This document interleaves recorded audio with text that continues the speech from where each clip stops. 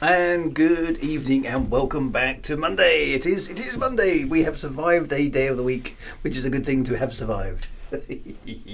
we are 1/5 of the way through the working week. Yay! This is a good thing. And it's Monday evening. At least it is here in the UK, because obviously it's a spherical planet and you may be in a completely different time zone, which I know many of you are. So whatever time it is, welcome one and welcome all to the evening waffle. At least the UK evening waffle. Your time may vary. Good to see you all. Good to see you. So, how are you all doing? It's always good to have you back. It's always good to have you back. It's always good to be on here. I do like talking to this microphone for. And small bit of text appear on the screen which acknowledge my existence. This is I know in some strange way very edifying, but there we go. Never mind. Welcome one and welcome all to the rather grandiosely titled Sci-Fi and Fantasy Writing Stream. Which it's mostly just me waffling on about whatever takes my fancy, basically, really. But it is vaguely related to writing, and if, of course, you do have any writing questions, chuck them in the chat whenever you wish. I know there's quite a few people on the stream who watch this who don't comment, and I totally respect your right not to comment or not to make yourself know, which is absolutely fine. But if you do have a question about writing and books and all three and anything along those lines, do feel free to chuck them into the chat as and when you so wish, or just hang around. It's good. Either way works. It's all good. Anyway, we must do what we normally do and welcome everybody to the stream. So Fizzy Shin is here. Fizzy Shin, good to see you. ZX81. Now there's an excellent username. 07 to you. We should do it. Actually, isn't it this year? I don't. And ZX81, I'm making a big assumption that's basically off the Sinclair ZX81, which may not be true. But if it is, isn't the 30th anniversary or the 40th maybe? Is it 40th? No, it must be 40th by now. Scary. 40th anniversary of the ZX Spectrum this year, sometime soon. I'm gonna have to look that up. I think we need to. I might have to do a special retro show for the 40th anniversary of the ZX Spectrum, because presumably the 40th anniversary of the ZX Spectrum, ZX81 was last year. So anyway, there we go. Anyway, right, getting distracted already from my distraction. ZX81, hello to you. Haunted Loaf, good to see you as well, my friend. Wintermute GB, of course. As always here. Sean is here from the far-flung Isles of Orkney. Chris Vikey is here from the even further flung Isles of wherever Chris Maggie is from. Kelly Bagler is here. I have no idea where Kelly Bagler is, but welcome. DJ Squibby is here. Rackers is here. Fish from the Rivers of the Argo. Commander Duskdawn is here. Northy Hill is here. Commander JL1980 is here. Commander Terra Firma is here. Lots of commanders. This is excellent. Good to see the commanders. Mad Monksoft is here as well. Alan is here as well. Good to see you, Alan. Cyril Meechin is here. Salut Waffles all. The Harkonnens are here, of course. Come to defeat the Arakas. Am I going to do that every time I do it? I am, actually, because that's just the way I'm kind of wired. Apologies. Commander Tragic Blue is here as well. Distraction from the distraction is situation normal. It is indeed.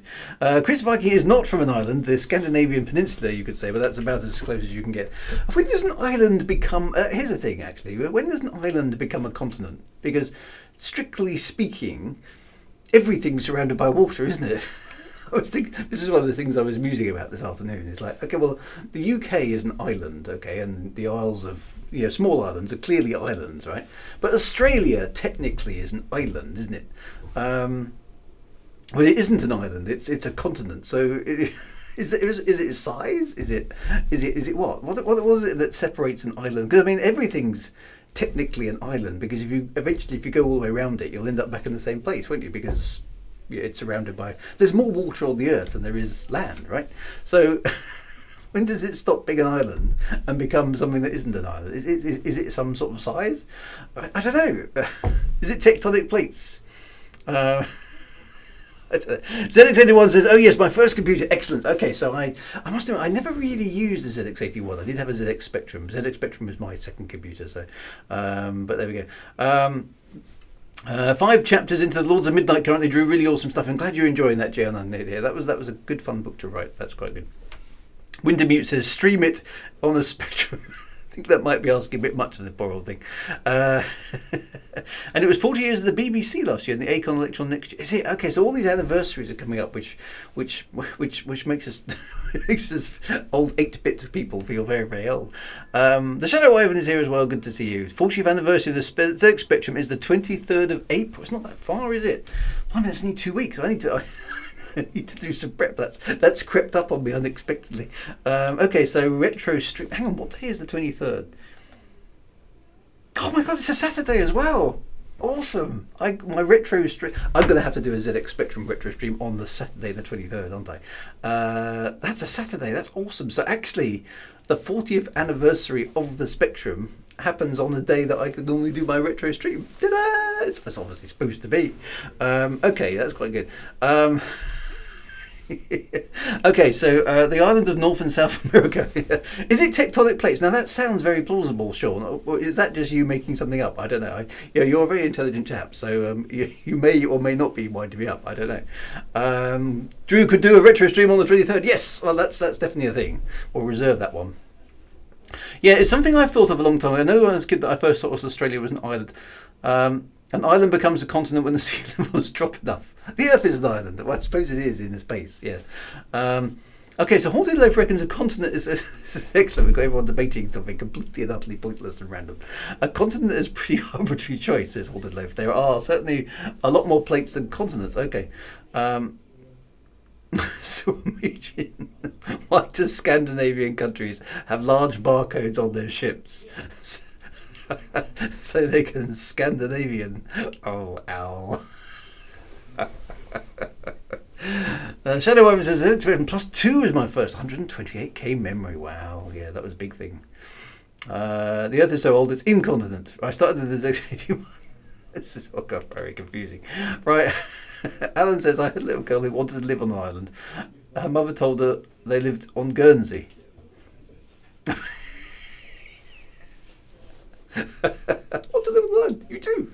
No man is an island, but many men are continents. If you have kangaroos and koala bears, you get special consideration to be a continent instead of an island. Is that how it works? Does an island cease to be an island if you build a bridge to it? Not as far as I can recall, it's true. Okay, so Sean was actually being serious. Sorry, Sean. So what did you say? It's tectonic plates. Okay. It's like saying a town becomes a city when they have a cathedral. Are we basically come to the conclusion, actually, there's no hard and fast rule between islands and continent? No Man's an Island was the name of a syndrome on The Incredibles. If you go to the centre of Australia, are you a continent? Ah, dear. Australia, I mean, land in the south. Yes, it does, actually. You're quite right.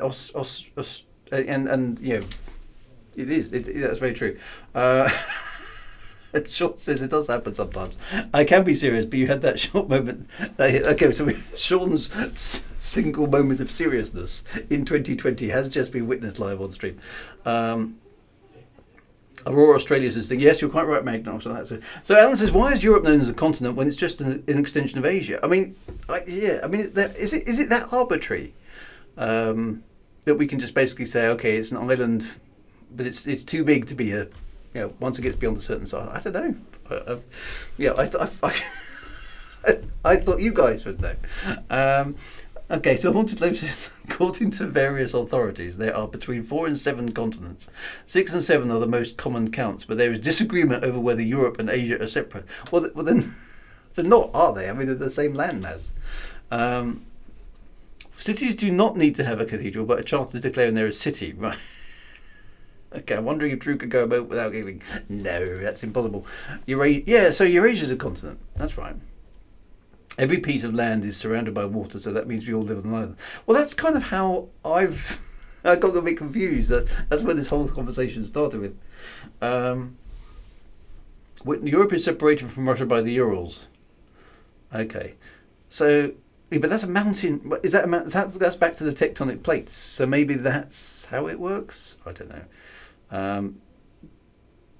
I went to meet you, but yeah, we don't have a cathedral. We did receive city privileges in 1611. Okay, so in the UK, I always thought it was you had to have a cathedral. Maybe that's not true either. Greenland shows the Vikings had a sense of humour. Yeah, So the less, well, that's the funny thing, isn't it? Because Greenland, you go to Greenland, it's not green at all. It's icy. You go to Iceland, which you'd expect there to be quite a lot of ice, and there is some ice, but there's not as much ice as there is in Greenland. In fact, it's probably a lot more green in Iceland than it is green in Greenland, and more ice in Greenland than there is ice in Iceland. Is that right? I think. I'm not sure if that helped. First time chat from Tigris DK, who's probably wondering what earth they've wandered into. So does Iceland. So it's not much ice in Iceland. I don't know. I've never been to Iceland.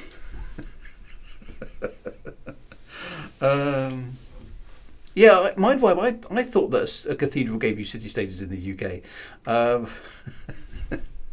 Tigris TK is no. I'm still following you on YouTube. Okay, so you're still here. Congratulations, Tigris. Only mums go to Iceland.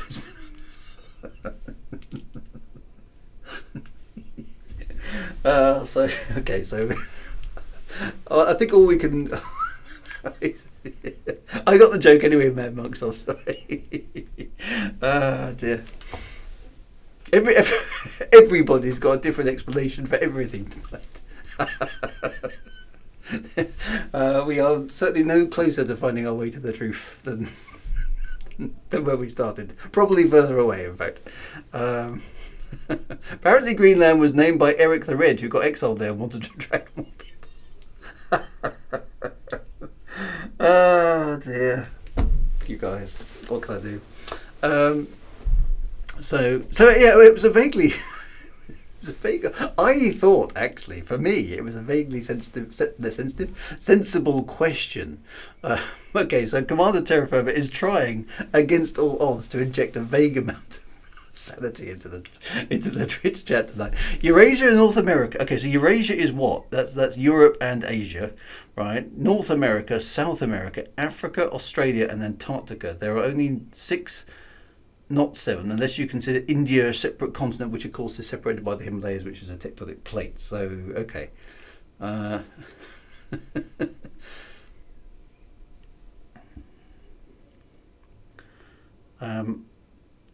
okay. So Iceland got its name when a Viking named something I can't pronounce ran up a mountain, saw a field full of icebergs, called the country Iceland. The name stuck, even though the rumour back then was that Iceland was so fertile that butter dripped from every blade of grass. Wow.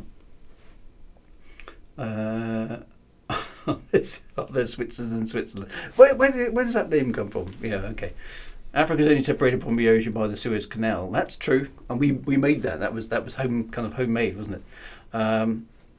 Australia is that continent. No man is an island. Didn't Eric the Red love Greenland so much he moved to... I don't know. Right, I think we need to bury this question because it hasn't helped. Oh dear. So it's just it's every so often you come across a thing and you go, well, okay, where's the gap between that and that? Okay, so Mad Monksoft is chucking facts into the chat. This is good. Switzerland is an anglicised version of the country's original name in German, Schweiz. Where did this originate? The English name for Switzerland comes from the German Schweiz, which is also known as Swiss in French, Svizzera in Italian, and Svizzera in Romansh. The other official language in Switzerland. Okay, well, okay. Have we done this one to death? I think we probably have.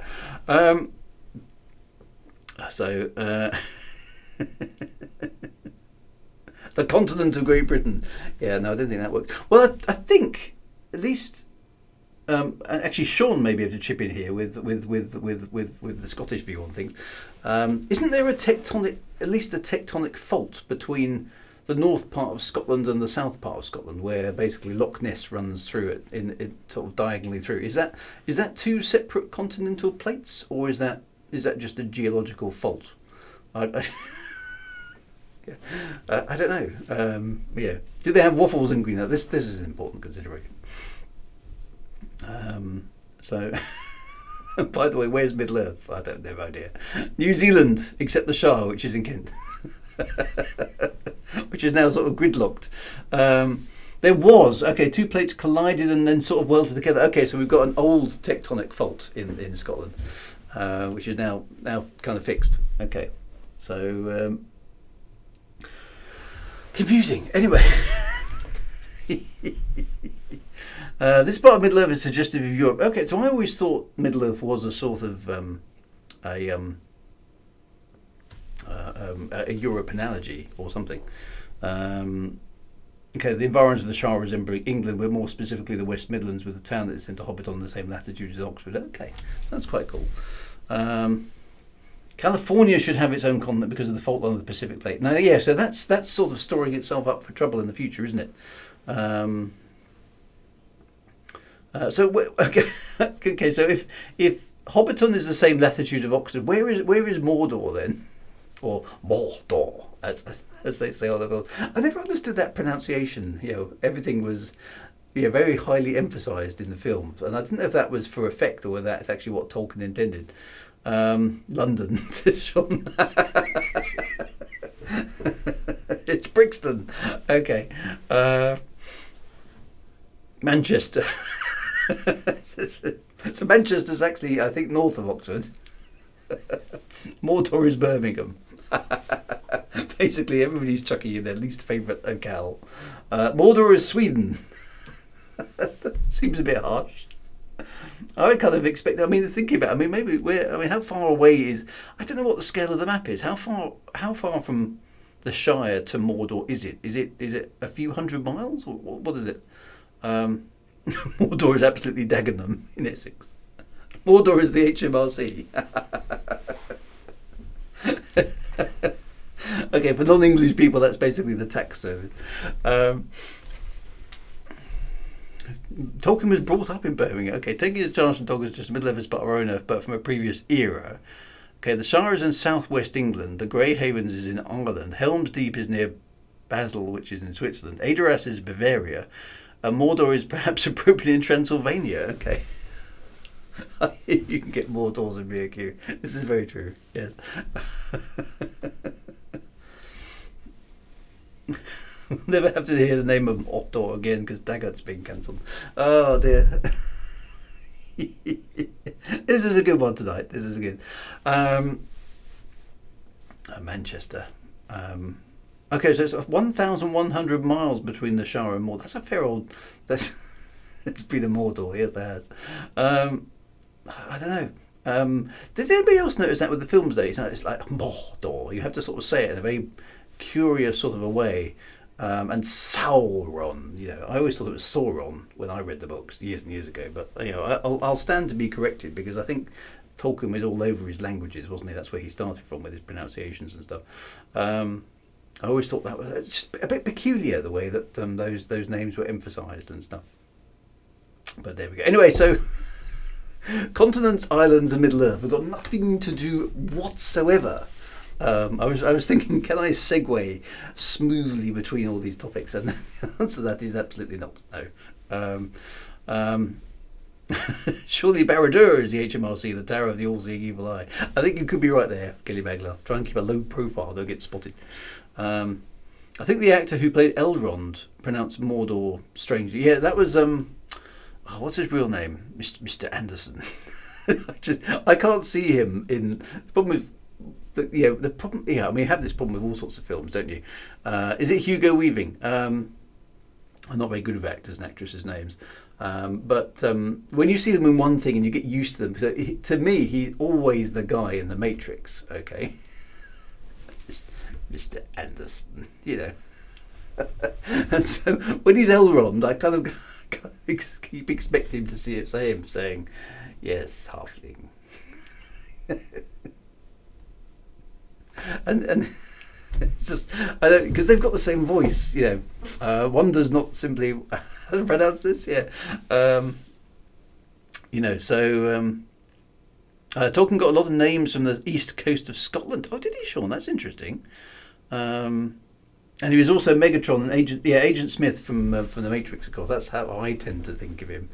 And of course, dear old Saruman. Who's the actor who played? I think he's passed on now, isn't he? Who played Saruman? Christopher Lee. He was obviously in Star Wars, wasn't he? As Count Dooku, and he was also in Charlie and the Chocolate Factory or something like that. And he played a dentist, I think, in Charlie and the Chocolate Factory, and Count Dracula, of course, a long, long time ago. So, yeah, kind of all these things conflate slightly in your head, and you kind of get mixed up between them. So, but good actors, good actresses. Christopher Lee actually knew Tolkien, did he? Yeah, that's pretty cool, isn't it? Yeah, I mean he was pretty old, Christopher Lee, wasn't he? Yeah, that's a cool claim to fame. And yes, he was Scaramanga in Bond, wasn't he? Now that's worth watching again, just to see Christopher Lee when he's at a younger age acting, because he's totally, you have to go, oh yeah, it's Christopher Lee. It's Christopher Lee. Wow, he is. And he was also in a heavy metal band. I mean, just see his kind of wizard robes rocking away. The Man with the Golden Gun. Wow, I remember watching that a long time ago. That's pretty cool. So yeah, you it's the problem with actors and actresses sometimes when you see them in multiple things. You tend to associate them with previous roles, which must be annoying for the actors. Actually, I can understand that. I need to go and dig out Man with the Golden Gun again. Just watch it, just for the Christopher Lee-ness of it. I think that would be quite good. Anyway, so segueing smoothly on. Now, we did talk last week about space, handguns and stuff in space. Basically pew pew, which was quite good fun. Now it's only reasonable, I think, that we should expand that topic, because we didn't really touch on it too much last week, because we were talking about personal weapons. Christopher Lee would have been 100 years old this year. My gosh, that's impressive. Actually, he was almost exactly the same age as my grandfather. Just trying to get those generations right, because my grandfather was born in 1921, so he'd have been 100 years old last year. That's quite weird. But anyway, so I'm wearing the appropriate thing. Can you see that? That is the Death Star. Because obviously that's no moon, so we should move the sci-fi thing on. There we go, Gian is there. We should move the personal weapons on to actual space weaponry. Now we have covered this one before, but it was a long time ago, and it is fully operational. I should have a little green special effect, shouldn't I? Wouldn't that be fun if that was operational? I could just sort of little green laser beam would converge and I could zap people with it. I'm pretty sure I would misuse that power, actually. That would be very cool, though. You've given me ideas. A little green LED, yeah, that would be awesome. Now witness the firepower of this fully armed and operational battle station. I think I'd make an excellent baddie, actually. We did discuss it a long time ago in a galaxy far away. Exactly right. So big space weaponry. Let's talk about big space weaponry, because or just generally combat in space, because there's all sorts of interesting problems and things about space combat, actually kind of trying to Drew does actually sound like the Emperor. Oh, I'm afraid we're totally safe from your rebel friends here. Hurl big blooming rocks at each other's, all bar rail guns, the rest is pointless, says Sean. There we go. Boom, right, that's the end of the stream. I'm afraid my hat will be quite operational when your friends arrive. Sean has completed the stream for us. Well, we've talked about so the first thing, okay, so we need to differentiate between the types of spaceship that we're allowed to do, and the problem with this is it's a little bit like in a battle between the Enterprise and a Star Destroyer, who would win? It's like you can see these things on the internet. Yeah, it's quite fun to read them. I mean, don't for God's sake, don't get involved in those kind of things, because it's a hiding to nothing. It's like because it's made up. Okay, it's a fantasy universe. effectively, your planet-killing weapon can be anything you like and do anything you like, or your spaceship-killing weapon can do anything you like. So it's interesting to have a look around and just sort of see what has been done, and then maybe sort of tie it a little bit back to something a little bit more realistic as we close out the thing. So the obvious biggest baddest weapon that most of us kind of associate with film is the Death Star. Okay. Because here's a massive space station with some amazing. It's basically a laser beam which does things that laser beams don't do. Drew say, not from a Jedi. Definitely not the first time Drew's done that voice. No, this is a pathway to powers that some might consider unnatural. Sorry, I was going to be doing Palpatine impressions all evening at the rate. Okay. So, in his Mars book, Stuart Aiken redirects asteroids to use work. So that would be pretty damn devastating as well, wouldn't it? I mean, if you want to, it depends what your objective is. Okay, so is your objective to wipe out the entire surface of the planet? In which case, if you're not interested in using the planet afterwards, chucking an awful lot of energy, I mean, either destroying the planet completely, otherwise known as the Death Star sort of effect, is one thing. Rendering the surface uninhabitable for hundreds or maybe even thousands of years is another objective. That might be a useful thing, but generally, and I suppose in the case of Star Wars, it's basically we have the power to destroy a planet. We're going to demonstrate that if you don't stay in line, we will destroy you. It's as simple as that. You have a choice here. The rest of the galaxy, comply with the Empire, or we will destroy your planet. It's as simple as that. That's basically how the Star Wars universe kind of carries on. And they explain the Death Star now. It's using kyber crystals to power it. So I don't know quite what a kyber crystal does, but anyway, there's a beam of light pours out of the Death Star, impacts the planet, and the planet then explodes.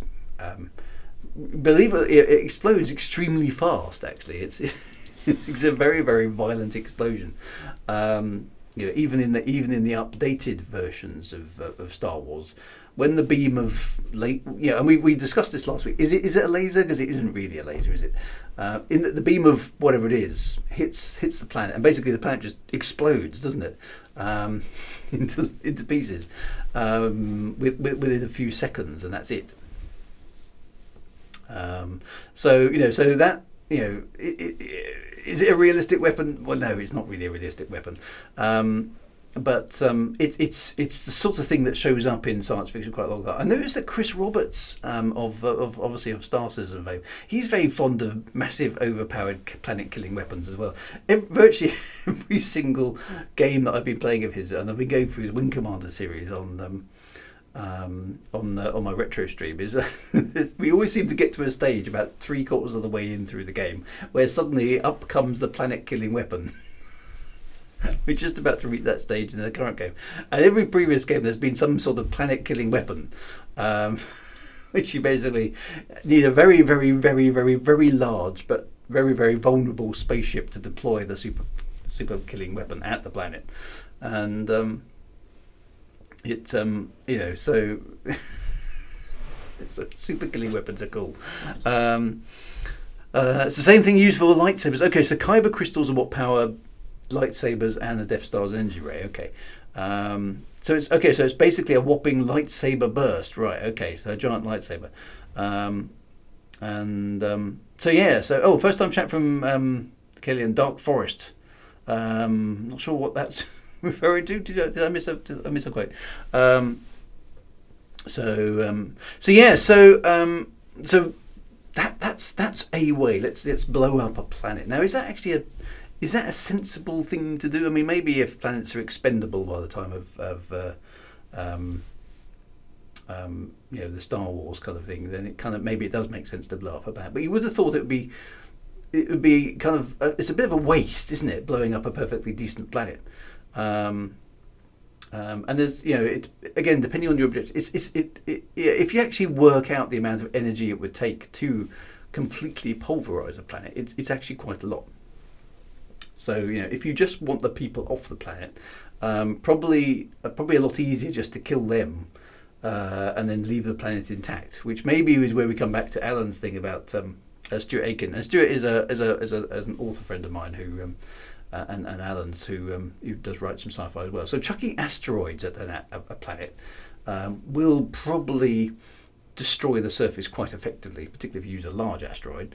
But the planet will then settle after a certain period of time. Now maybe even that is a bit too much, because if you want to leave the infrastructure intact, then maybe there's better ways. The Vorlons had the Planet Killer and the Shadows. That's from obviously from Babylon 5. Surely the best way to kill a planet is to populate it with humans. It works fairly slowly, but it does work.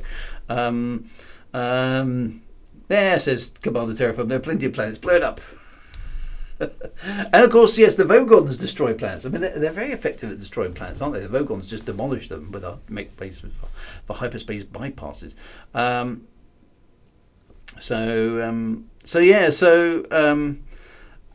Glenn liked the Star Trek Doomsday Machine Planet Eater better. At least it was ingesting the planet for its own resources. So that again sort of makes sense. There's a vast machine entity that is basically gobbling up planets.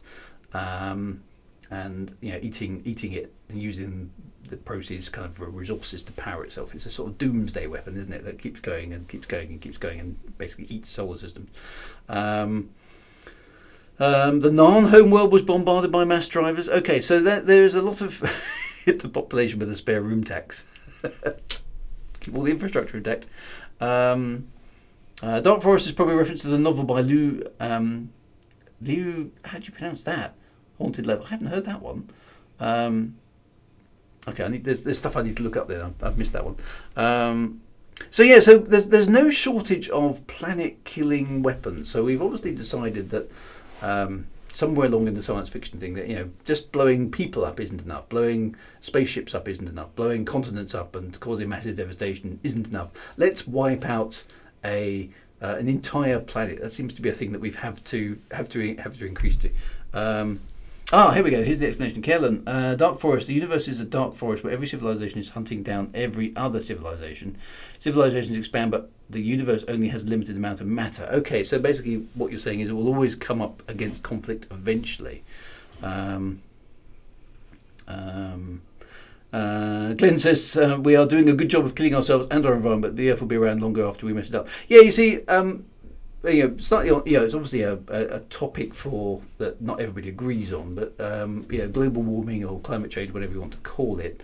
Humans we're being our own worst enemy, effectively. Let's assume that for the sake of argument, for a moment, climate change is caused by humans. I think it is, but your mileage may vary. But let's assume it is from them. Even if but the worst possible outcome for the planet is that the humans wipe themselves out and most of the life on the planet. Okay, as a result. Now that will be pretty tragic for us. It'll be pretty tragic for everything else we take out with us. But from the Earth's perspective, it's going to be a relatively minor blip in the in the eons of geological time that the planet's been around for. So the planet's been around for what, 4 billion years? If we wipe ourselves out in the next few thousand years because of climate change, then the Earth will go, okay, let's evolve some new creatures. Those cockroaches, they've survived. What can we make out of them? I don't think the planet. I always find the language on these sort of things. We are destroying the planet. No, we're not. We're destroying the environment. Okay, they're two slightly different things. I know that's probably not the most important part of the debate, but I wish people would use their language a little bit more carefully when they talk about things like that. We are not destroying the planet. Okay, the planet will be fine, but that's not really the point.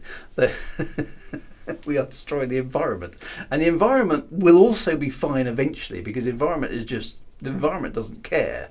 The environment is what the environment is. Other things that currently share our environment with us are upset. Well, would be upset if they were organised together. But we if we alter the environment, it may be disadvantageous for us, and that may destroy us. But then the environment will swing back and do something different, and different creatures will fill the niches that we've left. That's our stupidity and evolution. But the planet will be fine. The planet will be okay. Who will feed the cats? That's the important question. Spacefaring cockroaches is going to... Yeah, so maybe the cockroaches will take over after all. We're destroying semantics. Exactly, that's what we're doing. We're splitting hairs. Well, I mean, mine might be quite right. I mean, what is it? 99 point something % of all species that have ever been on the Earth are extinct anyway. We haven't. If we wipe ourselves out in the next few thousand years, as a species, we will be a pretty pathetic species, because the dinosaurs and related creatures were around for millions and millions of years as a separate species. We've only been around for 100,000, 200,000 years as a species. So it's going to be a pretty poor showing by humanity compared to everything else on the planet that's been in the last few million years, because we may not last that long. So who knows, right? Mad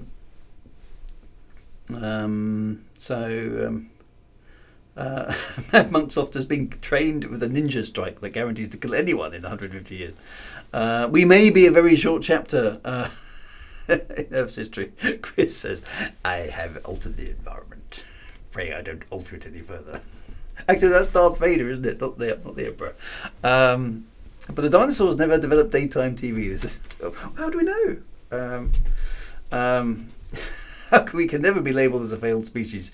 Did any other invent breadsticks? I mean, we have invented some very good stuff. I mean, chocolate and ice cream are my two favourite inventions of humanity. I think those are right up there with things that, actually, if humanity is lost, there will be great treasures that will be also lost along with us. Actually, hang on. I have got a glass. I can kind of do Darth Vader if I breathe in here. Hang on a minute. This will work. Because where is it? Hang on. I've lost my quote. Where am I? Here. I have altered the environment. Pray I don't alter it any further. If you ever want to solve that, Darth Vader, just talk into a cup.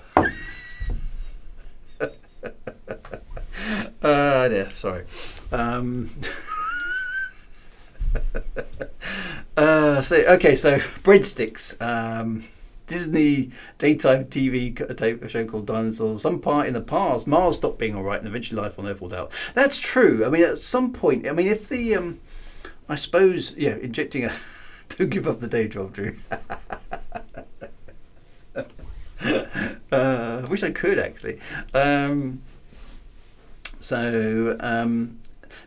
of vaguely serious now. It's the plate tectonics and the volcanic activity of our planet that allows it to regenerate itself. Because all the time the plate tectonic stuff is recycling, then the carbon that falls out of the atmosphere by dead creatures going down to the seabed gets recycled around, and the whole planet rejuvenates itself. With a long-term carbon cycle, which does other bits and pieces as well, and keeps things going.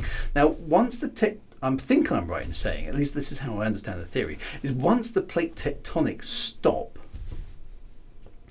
then the Earth loses the ability to recycle things, and it'll eventually sort of seize up, and it won't be able to generate new atmospheric content, and eventually the atmosphere will then bleed away into space, and then we'll all be dead. On that cheery note. I don't know. Is that that's a kind of depression. I don't know how much longer the Earth, because the Earth is cooling down bit by bit, isn't it? And I don't know how long it is before we anticipate the plate tectonics sort of seizes up. It's not going to be a week next Tuesday, so we don't need to worry about that. But it will happen eventually at some point in the distant future. At which point the Earth will lose the ability to keep rejuvenating itself and bringing up new things, which I'm guessing is maybe partly what happened to Mars. I mean, Mars lost its atmosphere, then it lost its water, and then it's got nothing left. So, despite our best efforts, yeah, not much more slowly than on somewhere like Mars, though. The magnetic field strength has a huge impact on the atmosphere. Yeah, so that's a big deal. So, if you haven't got a strong magnetic field, which of course, as the core cools, it will have less magnetic capability to generate said magnetic field, and then, everything basically goes wrong at that point in time. Physician, if we have to survive long enough and without destroying civilization to be able to go into planetary, so that's the trick. If humanity is to survive, we need to get off the planet. We do. We need to get off the planet. Mad Monk says the upshot: Earth has about 1.5 billion years left to support life. The researchers report this month in Geophysical Research that if humans last that long, Earth would be generally uncomfortable for them, but livable in some areas just below the polar regions. Okay, well that's interesting, because actually the Earth's been around for 4.5 billion years, and if we've only got 1.5 billion years left to support life, we're actually like 3/4 of the way through the Earth's story. And here we are, stepping onto the stage in Act 3. So that is actually, I mean, not that 1.5 billion years really means a great deal to human beings, but it's interesting to put yourself in the history of the planet, isn't it? That you are a kind of late stage actor or actress coming into the Earth's geological history, quite a late stage in that geological history. It's I know that's whether that appeals to you or not. That's something that I think is quite interesting. It's like, okay, so I'm kind of near the end of the story already, and like 3/4 of the story has already happened at the point that we're talking about it. We're joining the cast just before the show gets cancelled. Yeah. We're in that difficult third season. That's where we are, where the really good plots have happened in seasons 1 and 2. Dinosaurs, massive Permian extinction. Oh yeah, that was back then. What's happening now? Oh, it's the climate change thing. It's okay, but it's not quite so exciting as the Permian extinction, is it? I don't know. We need the Earth Mark II. Wasn't Mars's gravity too slow to stop it losing its atmosphere over time? I don't think that helps. I wouldn't worry about the sun will have become so hot to make the place unlivable long before that. Okay. that's the end of season 4. Sun gets really, really hot. So a really interesting concept about using Phobos as a dynamo to give Mars an artificial magnetic field. Okay, that's quite cool. We just get Jean-Michel Jarre to release Magnetic Fields too. That's a good album. I like that one. Well, Magnetic Fields, obviously. I'd hate to imagine humanity surviving 1.5 billion years, but not advancing to the point where the weather was no longer a problem. I mean, yeah. So, 1.5 billion years is a long old time, isn't it? You may think it's a long way down the street to the chemist, but so 1.5 billion. I mean, humans won't be humans in 1.5 billion years, assuming anything from now survives and has descendants that are still around in that period of time. We won't be what we are now. We'll be something else. And it's hard enough to predict what's going to happen next week, let alone in 1.5 billion years. So I imagine we'll have either gone extinct, or we'll be out in the universe somewhere. 1.5 billion years, and we're still complaining about the rain. Proof that the UK conquered the galaxy. Haven't I seen Doctor Who? Yes. Season 3, The Humans.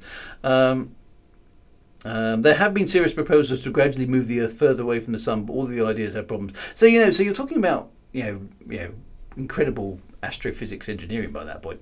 1.5 billion years is the medium time taken to reach a stream talk. Anyway, we're supposed to be talking about space weather. I'm not quite sure where it ended up. Okay, so we're basically talking about is it worth destroying a planet? What's the economic? It doesn't seem to me to be a great idea to be destroying planets. I think you would basically try and take over a planet somehow. So I think actually, if you want to destroy a planet, what would be the point of destroying a planet? It seems like a bit of a waste. You might as well just take over the planet. And if you're going to take over the planet, what you want to do is you want to get rid of the inhabitants, or at least the inhabitants that are, the ones that are hostile to you, because the rest of the planet might be fine. There might be dolphins and mice and earthworms and stuff that are all doing a perfectly reasonable job and don't have a political issue with you. So just get rid of all the higher life forms somehow. So some sort of, I don't know, some sort of genetic virus would probably be my way. Just zap certain DNA types and then go on to this. That's my evil creative genius trying to work out all the problem. If it's a show of power, yeah, if it's a show of power, then maybe it makes sense. Okay, we will destroy this planet because we can. And Wintermute, you're quite right. Destroying a planet is easier than trying to invade one. You know, if you just want to obliterate something, you know, just obliterate it. You're quite right. It's probably easier to do that than take it over, because taking it over by force means, you know, you've got to come up with a more targeted way of removing the people who are standing against you, and they're of course probably going to resist that. So yeah, you're quite right, Cyril. It depends on the motivation: revenge or show of strength, destroy, resource borrowing, invade, all those sorts of things. You know, is it terror? I think the mice will have political issues. Is it worth destroying a planet? If you're a surgeon, it's a day job. Yeah. Tungsten, all the boom and glory, and none of the raid. Yeah. So you could poison the environment. Yeah, there's all sorts of ways, but yeah, would it make sense to destroy a planet? I don't know, and it's a lot of it should be quite a lot of energy to destroy a planet. So if you really wanted, you know, basically, I mean, the maths on destroying a planet is basically you've got to overcome the gravitational binding energy that holds the planet together. Now that is a number with an awful lot of zeros in it. Okay, it's 10 to the power of lots. I don't know exactly what it is, but it's a lot of power. Okay, so you need to pump into the planet enough energy to overcome the gravitational binding force of the planet. Basically break it into its, you know, individual component parts. And I don't know how many, I don't know how that's measured. I don't know if that's measured in watts or joules or ergs or anything like that. But it's a lot of numbers. Okay, whatever it is, no matter what you measure it in, it's a lot. Okay, and that's what your weapon has got to do. So you know, you need some amazing way of kind of doing that. Now, if you could channel the output of a star somehow, I mean, that would do it. If you could channel the entire output of a star at a planet by some sort of, you know, amazing technical redirection, that would probably work.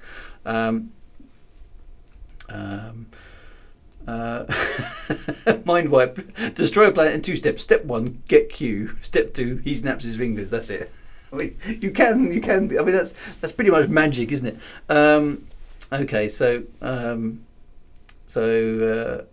be afraid. We have the power to destroy worlds. We also have the only ISP in the universe. Alan, I mean, what about destroying a population by spraying a nerve agent into the air that can kill at very, very low concentrations? I mean, that's a possibility, isn't it? I mean, the other one, of course, if the here's one that I considered for a sci-fi novel. I haven't used yet, but I've worked it out a little bit. If you could drop something into the atmosphere that would basically convert all of the oxygen into carbon dioxide, you could asphyxiate all the higher life and leave all the plant life fine. That might be a really, really non-polluting way of dealing with all the animal life on the planet, including any humans or any aliens that breathe oxygen, is simply remove the oxygen, put something in there that virulently attacks oxygen and turns it into carbon dioxide or something like that. I don't know if there are chemicals that will do that, or combine it with something else that is, you know, in of itself not poisonous. You basically just remove the oxygen, and then that would have the bonus of wiping out all the animals and all the humans, but leaving the plants with yay carbon dioxide. It might cause quite a lot of global warming, but mega made. We're switching from suck to blow. So, you know, those sort of, you know, biological chemical weapons, I think, are, you know, a much better way of attacking a planet. Neutron bombs are pretty nasty. Yeah, I mean, they might work, but if you want to wipe out all the biological stuff on the planet and keep the infrastructure, if that's what's useful on the planet, that would work. That's one thing that has always bothered me about the Star Wars universe, is that they have, you know, the Death Star, and they have Star Destroyers, which seem to have quite a lot of firepower, and yet they send in troops at ground level to take over things, and they have pitched battles on the ground. You've got really, really powerful spaceships. Why don't you just hover in orbit over the planet and shoot the hell out of the cities or whatever it is that you want to destroy? I don't. Star Wars seems to have some very, very, very strange rules of engagement. It's like we've got to give the enemy a sporting chance in all combat. It's just a global law. So whilst we do have overwhelming firepower from orbit, we're not going to use it. We're going to go in with troops who have guns, and we're going to take them over that way, and small tanks. It's weird. So that's quite good. If you're a Type 2 civilization, then you're already able to master the power output of a retiring star. So using that to destroy a planet would be Charles. I think so. Yeah. So if you go on that scale of civilization types, where it's I can't remember what the definitions are, but they go up sort of geometrically. So that's the thing. Yeah. If you can manipulate the power of a star, then destroying the planet would be very, very smaller. Welcome to Venus. Well, yes. All you need is an awful lot of carbon. So that's quite good. A disk at the right distance that can block the light of the star to freeze a planet. Dr. Quest MD. Yeah, that was done in Arthur C. Clarke's 3001, I think. Basically, the monolith replicated itself in Earth orbit, didn't it? Or at the Lagrange point between the Earth and the Sun, and basically tried to make a disk that would block the light of the Sun out. I remember reading that. That's quite cool. I mean, that's a subtle and no kind of damage to the planet kind of way of wiping out all life on the planet. Is just block off the sunlight to it. 2000 or was 3001.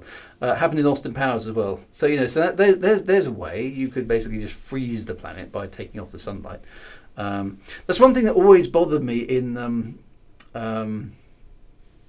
which Star Wars film was it where the new weapon was it? I think it was one of the new sequel trilogy ones where they basically used they fired something at the star, which then made the star shoot out beams of stuff. Star Killer Base, that was it. It's like, if you're going to destroy the star, you've totaled that solar system, right? You don't need to do anything else. You don't need to make the star shoot out beams of light to actually pulverize the planet, because if you take out the star, those planets are doomed, right? It's like, what are they going to do? They're going to freeze solid within a few months, and then, okay, so. It was Force Awakens, the Farce Awakens, yeah. So that was overkill, really. That really was overkill. We've taken out your star. Oh no! But we're going to take out your planets as well. Okay. The Turtle Leader says, "What's up, boys? First time chat. Hello to you, the Turtle Leader." So yeah, so that really is the definition of overkill, isn't it? So there's lots of ways to, and actually, obviously, 3001, Arthur C. Clarke, bless him, the father of science fiction, all that kind of good stuff, or father of modern science fiction, whatever his accolade was, blocking out the light and heat to a planet by some sort of barrier is actually quite a clever way of affecting the planet without actually causing that much devastation on the actual surface. You're just literally freezing it. I mean, you might even be able to do that at a geopolitical level. If you could have something that casts a shadow that you could steer as the Earth rotates. And the Star Wars thing seems to be right. We've got the Death Star that can blow up planets. Well, that one got destroyed in Star Wars. Then we've got the Death Star 2 that can destroy planets as well. We need something pretty damn much more devastating than the Death Star. So we'll call it Star Killer. What's bigger than a planet? A star. Okay, Star Killer. That's pretty much as far as they went with the thinking. So, John, it reminds me, I bought Rendezvous of Rama the other day. It's sitting on my shelf waiting patiently while I finish this fantasy book by some waffly guy in a hat. You'll enjoy Rendezvous of Rama, I think. Oh, and Vija, of course. Yeah, now Vija was yeah, that was capable of destroying planets. Now Vija was quite an interesting thing. That's obviously from the first Star Wars, from the first Star Trek film. It fired those blobs of plasma, didn't it, which could sort of dematerialize things, and sort of digitize them, didn't it? Basically converted them into data, and it would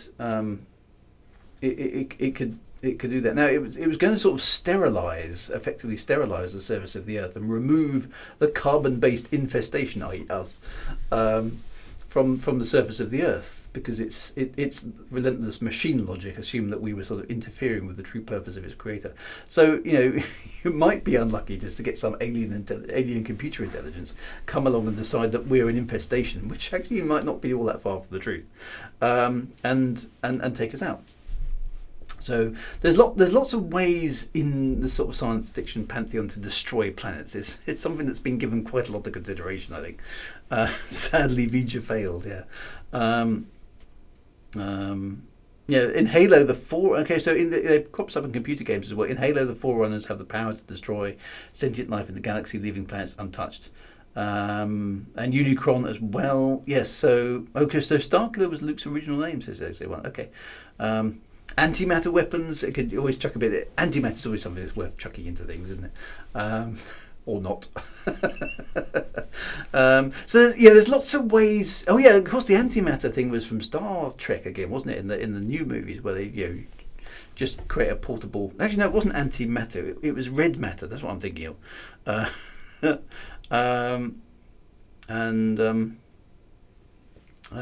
creates a portable black hole at the center of your planet and then eats it. So that's and the probe in Star Trek nearly destroyed the Earth by vaporizing the oceans. There's a big fear, I think, that we have that some advanced technology will basically come along and obliterate our planet. And that shows up in our science fiction. For legal reasons, we do not recommend throwing antimatter into anything. Now, don't do that at home, kids. I never liked the red matter thing. It was always very, very, very contrived. There's the grey goo problem, okay, which we might build. Yeah, that's an interesting. I like grey goo actually. So grey goo is basically when we manage to get to a technological point where we can make nano level machines, and we accidentally program them badly, and they basically disassemble everything at a molecular level, and all you're left with is just grey goo. Everything is decomposed down to its basic constituents by these creatures that have gone wrong. So that's another way to destroy a planet, is nanotechnology. Brown goo, of course, is self-replicating space tea. So I think trying to bring this back round a little bit from a writing perspective, there's all if you do need to destroy a planet, there's a lot of ways to do it. Okay, you can blow it up, you can irradiate it, you can drop nerve agents into the atmosphere, you can cut off the oxygen supply, you can cut off the light, you can cut off the heat, you can neutron bomb it into oblivion and destroy all the life forms on board, but keep the infrastructure. You can drop asteroids on it. Blow up the surface. You can evaporate the oceans. You can change the environment. There's a lot of ways to destroy the planet. There's a lot of ways to do it. Don't throw antimatter at anything unless you really want to take a picture of something inside your body, in which case use positrons as well. What do you think of the nano aliens in The Expanse? I'm just trying to remember The Expanse now. I don't think I've got that far yet. The Expanse is... I got really bored with it in season 4, I think it was, season 4. And I haven't gone any further than that. So, so that's something I do need to go back and spend a bit more time on. Writing advice: I encourage you to all to destroy a planet in creative ways. I think the thing is, from a writing perspective about destroying planets, is why are you doing it? It has to be a plausible reason. So I kind of get the it's a show of power thing from Star Wars. Okay. It's a very surely it's got to be in the list of war crimes committed in the fantasy sort of science fiction universe, destroying a planet because Princess Leia wouldn't give you the location of a rebel base has to be up there with, with top war crimes ever perpetrated on the universe. Surely, I mean, technically, Alderaan wasn't a military target, was it? So I mean, Alderaan was a member of the Empire, effectively, I think, in the sense that it had diplomatic ties. It wasn't like a card-carrying member of the Rebel Alliance, was it? The Senate, they had a Senate and all that sort of stuff, so basically when they rock up, it just turns up. Basically, Grand Moff Tarkin basically says, this is where you live. This is your home planet, isn't it? So we've decided to test the destructive power of this space station on your home planet of Alderaan. It's basically, give us the real target, or we'll obliterate a perfectly habitable planet instead. So, I mean, pretty ruthless, Grand Moff Tarkin. So, I don't know. That's pretty high up there, isn't it? The proto-molecule is actually a good story plot, as it wasn't belligerent. It was humans messing with it that made it bad. So yeah, I did like the proto-molecule from The Expanse, because it was just an alien goo stuff doing kind of goo stuff, wasn't it? And then we poked and prodded it as humans did. So that's another thing with obviously Grand Moff Tarkin, was basically when Princess Leia at least pretended to capitulate, because she didn't give them the right location, did she? When she said they're on Dantooine, you see, Lord Vader, she can be reasonable, and they blew up Alderaan anyway. Like, what? So ruthless. Obviously, absolute power does corrupt, absolutely. So I don't know. If only Leia had named another target. Well, no, a military target, yes, but she did, and it didn't help. I think I've missed something. Hang on a minute. I'm going to go back up. Too many chats.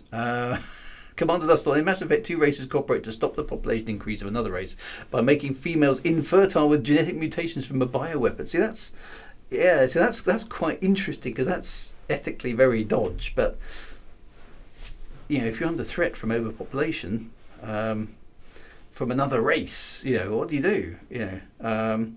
Jay, I think it says, I have a question only vaguely related, but still about writing. I've made a character with the last name von Neumann. Is that a bit too on the nose? Well, it depends what you're trying to say. I think if you name a character after a historically significant cultural figure of any type, you've got to be prepared for the comparison. And I suppose, what's your motivation for putting that name into a story? I never do that sort of stuff, to be honest, because I like my characters to be their own selves without connection. Although I've run into this problem, because a few people have said, okay, did you name your character Zoella after the YouTube lady? And I was like, YouTube lady? Apparently there is a famous YouTuber called Zoella.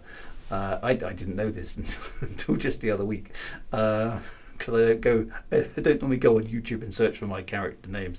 But apparently she does, I don't know, perfumes and makeup and stuff. It's got absolutely nothing to do with me whatsoever. But a few people have asked me, did you name your character after her? And I have to say, no, I hadn't heard of her at all. But you can accidentally fall into those sort of things as well. So I think maybe stay away from it, because it's you're automatically plugging into whatever that person is about and what they're doing. So I don't know. It depends if you want to manage that sort of thing. Yeah, so I don't know. Does that help? I tend to try and stay away from cliched names as well. I mean, you don't want, Irish villains called Mussolini. Yeah. I did a search for a character name I came up with, and I ran across some pop music chick named that. Yeah, that's the problem. Is it's quite hard now to come up with a name that doesn't have some some sort of repercussion. And that's a wider thing on anything is if you want to make a planet-killing space station in your sci-fi novel, everyone's going to go Death Star, and you're going to go, no, there's not. I want to come up with something original. It's very hard to come up with some original stuff. Relying on the technology to be different is quite difficult. It's quite difficult. It's been done with the von Neumann probe concept. Look up the Bobbyverse by Dennis E. Taylor, a good series of books. Yeah, Van Halen. Haven't met many people called Judas either. That's very true. I remember meeting someone in Elite who was convinced Salome was inspired by salami.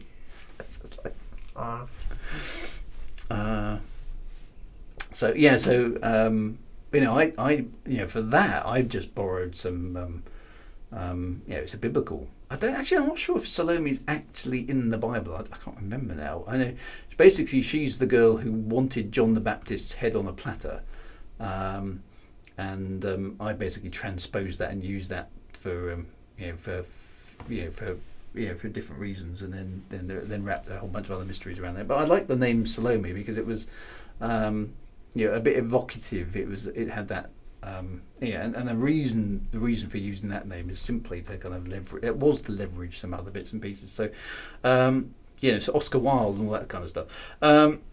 Adolf is kind of not used in baby names, but anyway, no, that's right. All those sorts of things. If you do evoke a name that is connected very, very significantly to anything else in relatively recent history, or current events, or something that's significant in the history books, then you've got to be prepared for those connections to be drawn, and sometimes connections will be drawn even though you didn't intend it because of things that you simply don't know about, like dear Zoella. So I know nothing to do with Zoella whatsoever. The YouTube lady, all those sort of things. So Salome is the daughter of Herod. Yes, exactly, that's right, and she was a dancer as well. So that the dance of the seven veils and all those kind of things are little legends that you can move around, which I did do for the Elite story because it seemed to fit. But so it depends what you're trying to achieve. It does depend on what you're trying to achieve. So if you want to mix in Greek legends or Roman legends, or all the other bits and pieces in there, then you can. Nothing stopping you doing that, but just be aware that people will expect you to maybe follow certain things with it. And if you're referencing an individual who exists today, or has existed in the past relatively recently, again the same things will apply. It's an interesting one actually. So that's the basic simple guide how to kill a planet. The other side of the thing is spaceship combat. The other side of the thing is sort of spaceship combat. So let's take it down a level from the planets. If having spaceship combat is another thing, because I'm playing around with this at the moment with my novels, because I've hit a bit of a roadblock, not so much with the novel writing, because I've run out of ideas or anything. I've got that fine, but I'm having a kitchen fitted at the moment, which I've been having it fitted for the last 2 weeks, and every so often a drill goes off or a saw goes off downstairs, which is not conducive to writing. So my progress has slowed dramatically, so I'm going to have to redefine my plan a little bit, because I'm not making the progress I had anticipated making because there's too much real life going on. But that's an aside. So, but the business of fighting between spaceships, and their defences and the tactics, are very, very interesting. Now we've seen in lots of films the sort of planes in space. Okay, so airplanes in space. So George Lucas in Star Wars absolutely loved his World War II dogfighting films, which is relatively slow airplanes chasing around and basically dogfighting. I don't know why it's called dogfighting. Somebody will know. Mad Monksoff will probably look it up.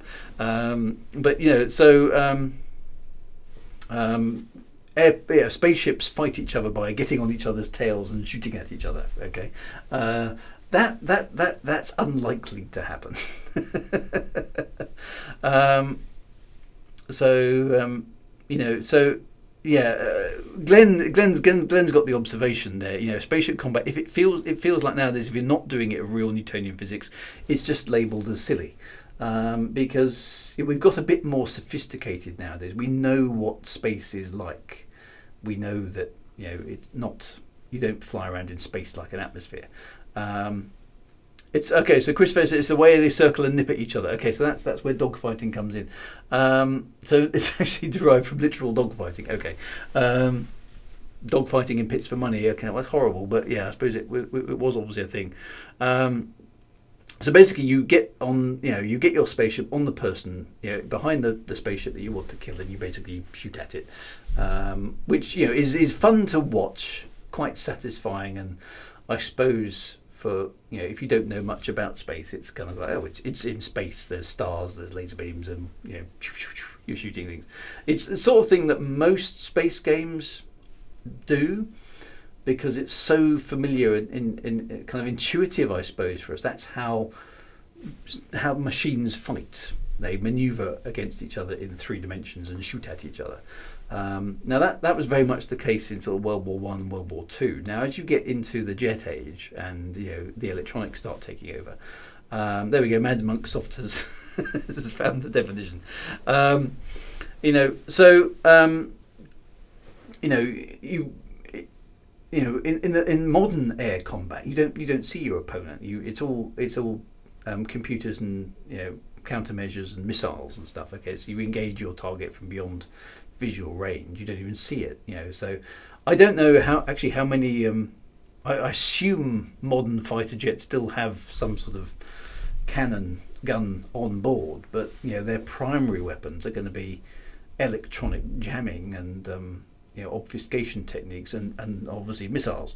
The Google Meister has struck. There we go. So okay, so a fierce battle between 2 or more opponents. The term gained popularity during World War Two, though the origin in air combat can be traced to the latter years of World War One. Okay, the first written reference in modern day usage of the word comes from flypapers by 1919. The battle developed into a dog fight. Small groups of machines engage each other in a fight to the death. Okay, well, yeah, that kind of makes sense, doesn't it? So real space combat is probably more like submarine combat, in which can be dramatic and tense, especially if Sean Connery is pretending to be Russian. They do have cannons, says Fisherson. They tried removing them before Vietnam. It didn't go well for America. So they, you know, there's a you know, potential reliance on too much high tech weaponry. So the ability to dogfight with guns is still considered essential. Okay, so if you run out of, you know, long range weapons, or that battle becomes inconclusive, then you have to resort to dogfighting at close range between 2 ships. But that's still in an atmosphere, isn't it?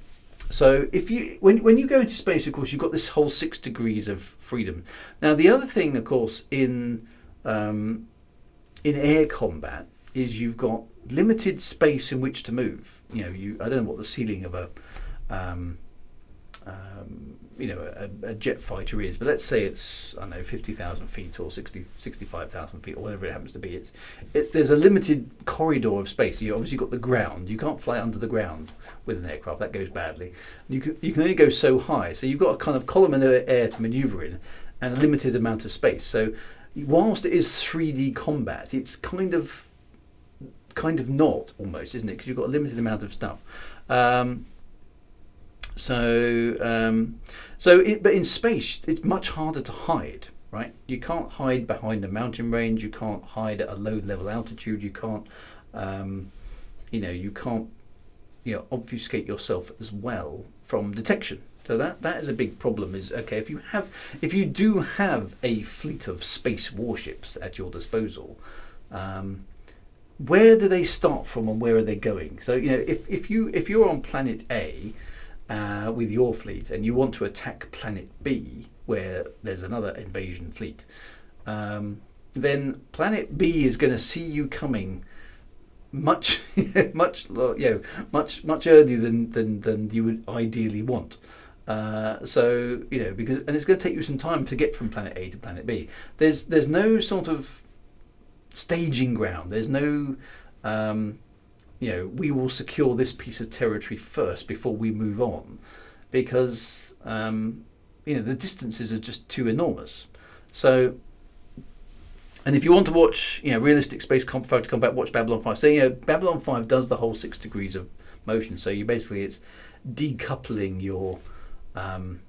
your attitude vector, as they call it, basically the direction your ship is pointing, from the actual vector, the motion vector, which is where your ship is actually heading. We tend to, because that's the way airplanes work, the attitude vector is the same as the velocity vector, but that's not the case in space. And the analogy then, and Star Trek has done this, and various other shows have done this as well. Okay, so we move more towards an analogy of submarine warfare, where it is all about stealth. With submarine warfare, you're trying to make as little noise as possible, so you can sneak up on your opponent, put him in a disadvantageous tactical position, and then blow the hell out of him with some torpedoes. So submarine warfare has got that sort of stealth, sneak, attack kind of element to it. So Flight Assist On in Elite Dangerous is kind of that effect. It's not quite complete, because it's a space game. You have to have fun, and 6 degrees of freedom has been proved many times in space games not to be all that much fun, and quite hard to master, because it's realistic. And Haunted Loaf is quite right here. A thing to consider in realism is delta V. Real fighter spaceships probably wouldn't be able to go that fast relative to each other, because if they start at similar velocities, they'd have to be careful to leave enough fuel to come to a stop. And also, if you want to engage with another set of space fighters, you need to be at a velocity which is probably reasonably close to their velocity. Otherwise, you're just going to go straight past each other. So fast, you probably won't see anything coming. So there's all sorts of problems with actually trying to even get into the same locale as the ships that you're trying to destroy. So the idea of having a fleet of spaceships that flies around the solar system, zapping the alien spaceships or the baddie spaceships or the guys on the other side of whatever conflict you're trying to, is a difficult one, because they'll see you coming, because if you leave planet A to get to planet B, you need to thrust. And if you don't go to a reasonably high velocity to get to planet B, it could take you months, months of boring space travel to get to planet B. But in order to get to planet B at a reasonable amount of time, you have to accelerate really, really hard. Let's assume this is a relatively realistic sci-fi novel. And then spin your ships around at the halfway point, de-accelerate really hard to bring yourself down to a speed that is appropriate for having space combat with the alien fleet. And the alien fleet, or the baddies, or whatever it is that you're attacking, has all that time to prepare. Okay, so the guys are coming in from that direction. There's 18 of them. We know exactly what their vectors are because we can see them, and all those sort of problems. Okay, it's like there's no stealth. Quite tricky.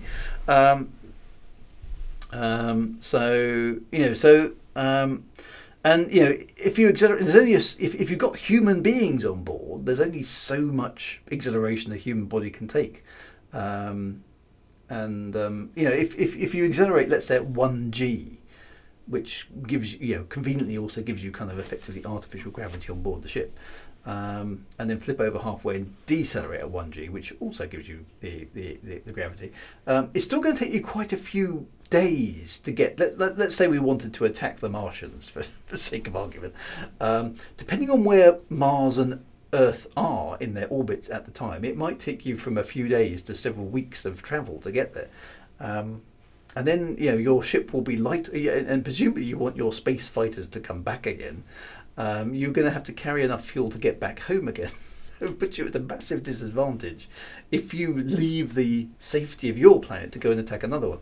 So that's in a super realistic kind of universe. Now, if you've got quantum teleportation drives or hyperspace or anything like that, then you could just materialize your ships over the place where the alien bad guys are, and then obviously start dogfighting with them in some sort of fashion. But if you're going to do that, you might as well just hyperspace a bunch of bombs into the general vicinity of the other guys' spaceships, and then just kind of blow them all up. Um, you know, so don't send the humans along. Just send send a bunch of bombs. In which case, the alien bad guys will probably come to the conclusion it's not really worth putting our pilots in the spaceships either, because they'll just get blown up. So what we'll have is just some dummy targets, and then they can waste all their bombs. And all. I don't know. So I don't really see fleets of manned fighters being a thing in future space combat, because it doesn't feel like it would work very well. I don't, and I do love space games. I love the idea of being in a cockpit of a space fighter or some kind, and pew-pewing my way through the universe. It's good fun. Okay, it absolutely is good fun, but I don't think it really stands up to any serious kind of look at the way that space combat would actually happen. Because what's the objective? If the objective of air combat on the Earth is to gain air superiority over an area of land, okay. So what are you trying to do in space? You're trying to gain space superiority, I suppose, over over a planet or a moon or some other strategic location. So if you want to achieve that, there's got to be far better ways of doing it than sending in a bunch of small, vulnerable, manned fighters, launched from an awfully long distance away. So I don't know. A great deal of space combat in things like The Expanse relies on missiles. Space combat is cancelled. Dru-ids cancel it. They did say that after World War II, and no guns, just missiles, and they had to go back and fit guns when it all went wrong. So, I mean, we don't know, do we? There hasn't really been a space combat. The trick is you're dealing with a bunch of different variables in space combat to compete with air combat on the Earth. So in air combat, you do have the problem of fuel. So, and this happened in World War II, okay? So when the Germans flew over from, obviously, Germany and France in World War II, and they attacked basically where I live. So Kent was very much in the firing line of those stages of World War II, the Battle of Britain. And they were trying to bomb London in the Blitz. They had to fly over Kent. And so the German bombers were at a distinct disadvantage because basically they had enough fuel just about to get to London, drop some bombs and get back home. They couldn't do anything else because they didn't have the fuel to do it. They would run out of fuel. It was pretty marginal a lot of the time. Now our gallant British defenders didn't have that problem. We didn't actually have particularly fuel efficient fighter craft. We couldn't pursue them very, very far because our Spitfires and Hurricanes didn't actually have enough space on board for the fuel tanks. But we didn't need to because we were on the defensive. So all we had to do was get up there, shoot at a few German bombers and then land again. So the planes that we used, certainly in the early stages of that war, weren't long range at all. They didn't need to be. We just needed to get up there, shoot at the incoming long range bombers from the Germans and try and bring them down before they did any big damage and so on and so forth. So depending on what you're trying to do, it's going to very much dictate how your spaceships are designed. If there was space combat between nations in orbit right now, it would be stormtroopers versus red shirts. Both would miss, but the red shirts will die anyway. And if there are actual combat vehicles in space right now, they're disguised as normal satellites. That's probably something you depend on a lot. If you can't hide that you're there, perhaps you can hide who you are. So that's a very good observation, Hortelev, because stealth in space is incredibly, it's virtually impossible. Okay, so you can't hide in space. You could hide your intentions. That's slightly different. The problem with stealth in space is that anything that is above absolute zero, which is everything, has a temperature. Okay, and anything that has a temperature gives off electromagnetic radiation. It's physics. You can't not do it. Okay, there's nothing you can do about it. So as long as you've got some kind of some kind of observation capability on your planet or in space with a satellite or something, you'll always be able to see when an alien fleet is massing because you'll be able to detect a bunch of things in space. Okay, we can do that today. So you can't hide in space. You can't. The only way you can kind of hide is if you park your fleet of spaceships behind a a much larger object. But that's fraught with difficulty because you'd have to manage orbits and stuff to try and keep yourself hidden at all times, which is difficult to do, and it has its own problems of trying to keep your stuff hidden behind things because you can't stay still in space. It doesn't work like that. So so that's a problem. But you can disguise your intentions, but it's quite hard to disguise the intention between a massive, heavily beweaponed starships, isn't it? It's like, I wonder what they're doing out there.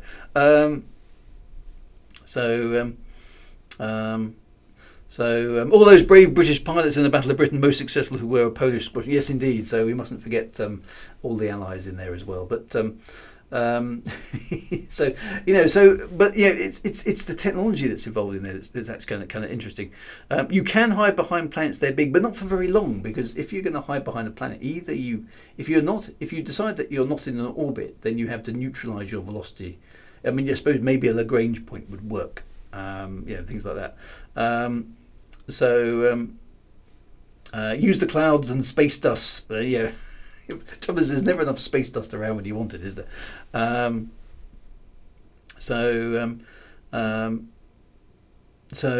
seen designs for stealth ships which are nearly at the background temperature, except for a tightly directed jet of hydrogen-carrying waste heat.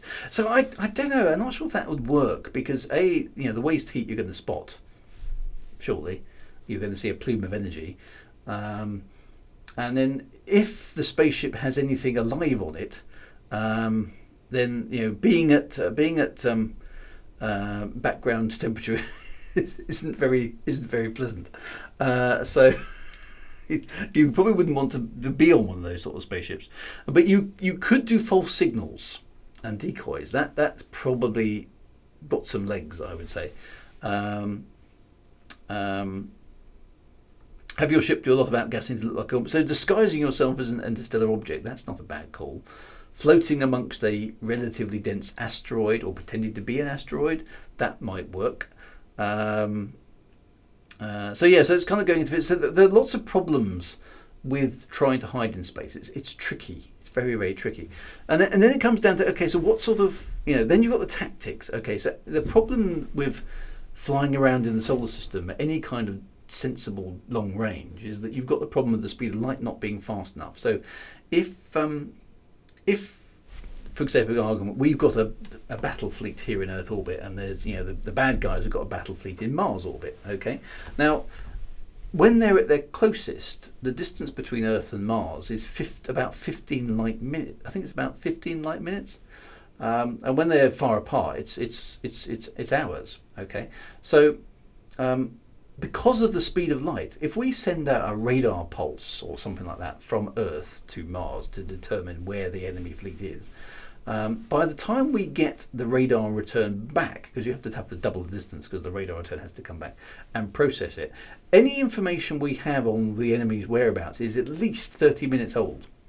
So if they've started moving, our intel is old. Particularly if it's even further away. Now, the closer they get to us, the more accurate our information will be. But it's depending on how, and also depending on how fast they're moving, is going to we're only going to have zones of probability at any given stage as to where they actually are, which means aiming our weapons at them is going to be tricky. So if you basically move your spaceships all the time they're unpowered, we're going to have to be predicting their trajectories as to where they're going to be, and then launching our weapons to intercept the most probable locations where they are going to be. All they need to do to evade our weapons is to thrust very slightly after they detect our radar pulse, because they basically know that the radar pulse has just bounced off their ship, so that's the position that they're currently in at the point they detect the radar pulse is the position that will be reported to us.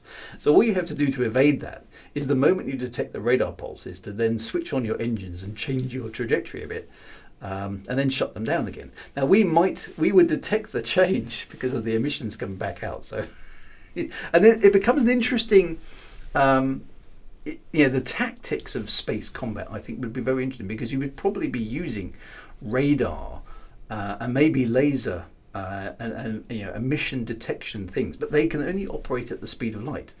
So even at relatively close range, I mean, even if it was in lunar orbit, you're still talking a couple of seconds of delay because of the speed of light in terms of where the opponent actually is. So if you've got a space combat taking place over millions of kilometers, you're working in a it's like trying to plot your course in kind of in syrup, because everything's out of date all of the time. Darn speed of light, always messing stuff up. I know, it's so annoying, the speed of light, isn't it? So ships mistaken for comets sounds familiar. So if you have a fleet of warships in space, it implies there's also trading ships in space.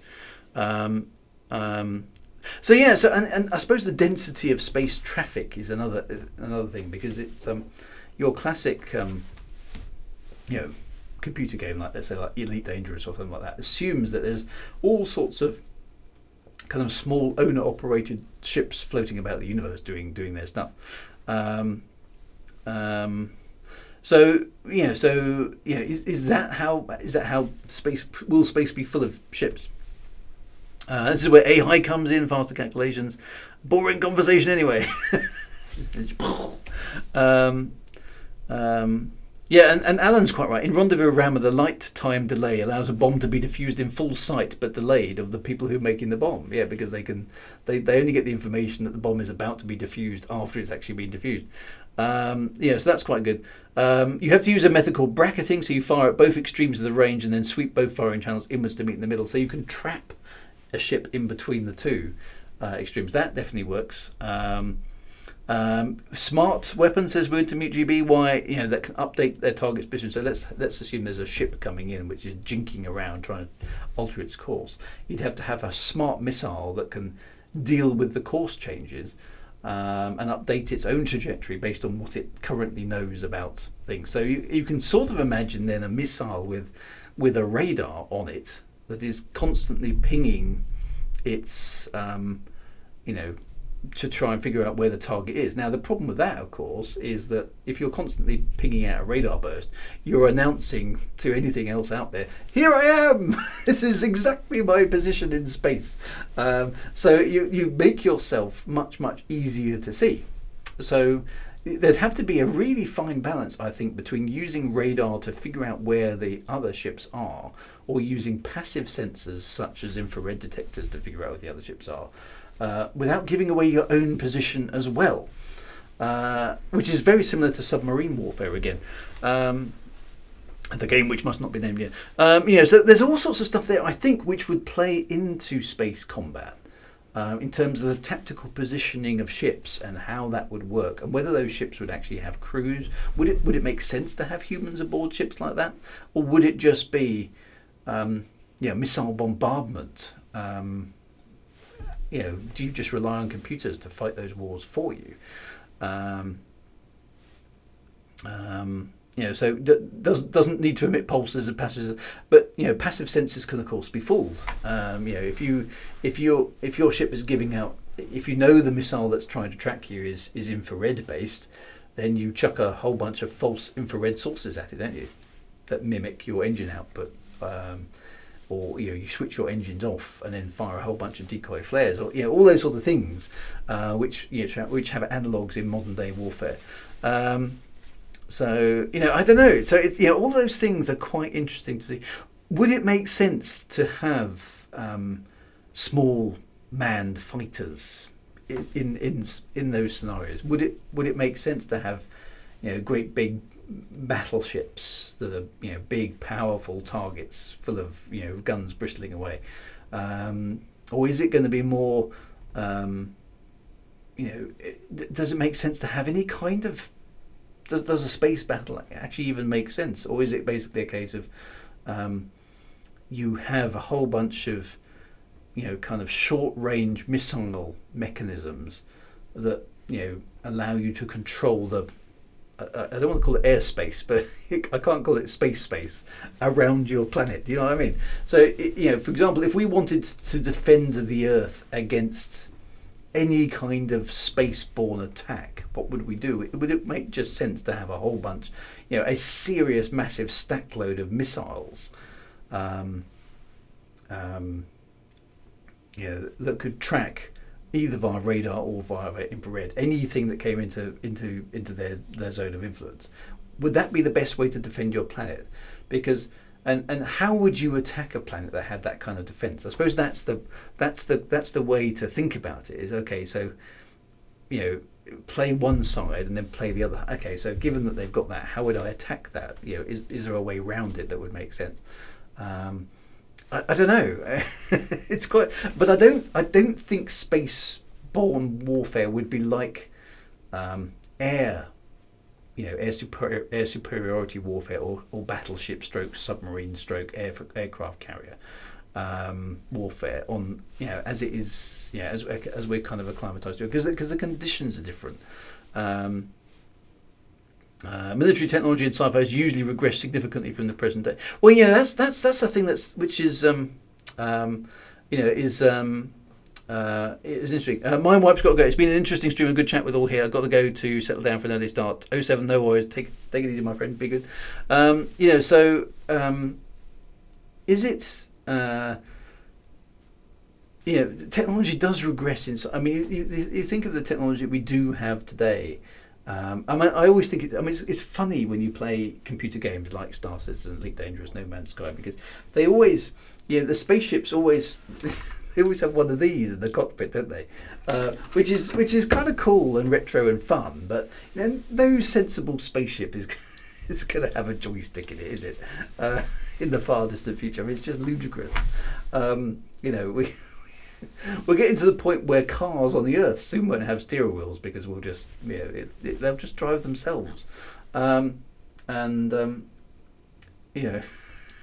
really can't see there being fighter ships or any kind of ship in the far future that flies with a throttle and a joystick. I mean, it sounds very silly to me. I mean, it's fun for the purposes of playing a game, but I don't think it's a realistic proposition.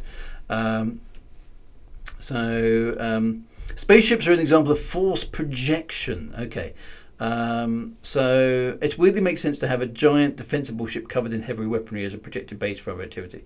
So if you wanted to, I suppose, it depends again what you're trying to achieve. Are you trying to invade the planet?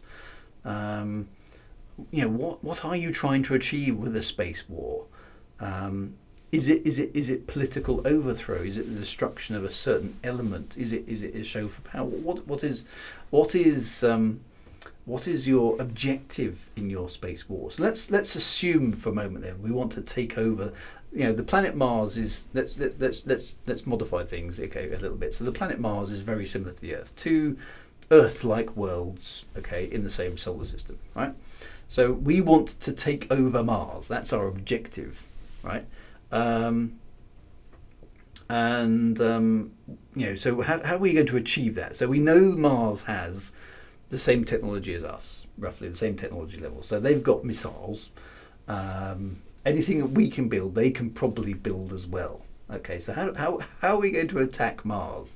Because if we send in a bunch of spaceships, we have the problem that any army on Earth has ever had, which is a supply line. Okay, so if we want to take guns and ships to Mars to take over Mars, then we need a supply line of transport vessels in order to repurpose our military force. Okay, so you've got all that sort of problem.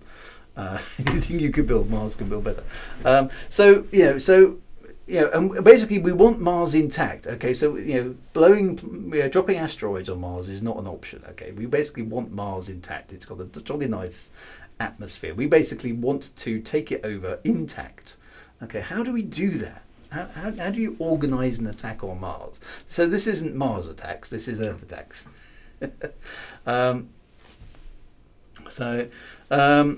So we attack Mars by quietly infiltrating them via small robotic rovers. Now that's a cunning plan. You could sabotage it. Yeah. So maybe some of the less obvious military ways of attacking it. Subterfuge would be the way to do that. so so that could be a good way to do it. Hit it with a lot of water. Why does it have to be at war? Says Wintermute. Military spaceships could be there to protect against pirates. That's very true. Or do we? Is it siege combat? Now that's a good one by Dr. Quest MD. It's a war of attrition. We don't need to beat them. We just wear them down long enough to leave their habitable zone. So maybe blockades and things like that make sense. But it depends on how Mars. If it's self-sufficient on a planetary surface, that's not going to work. But if it's not self-sufficient on the planetary surface, blockades and things like that might be a thing. But let's assume the planet is self-sufficient. Drop more force from space. So it's trying to take over another planet with a military attack is quite good. So so if give them COVID, terraform them back.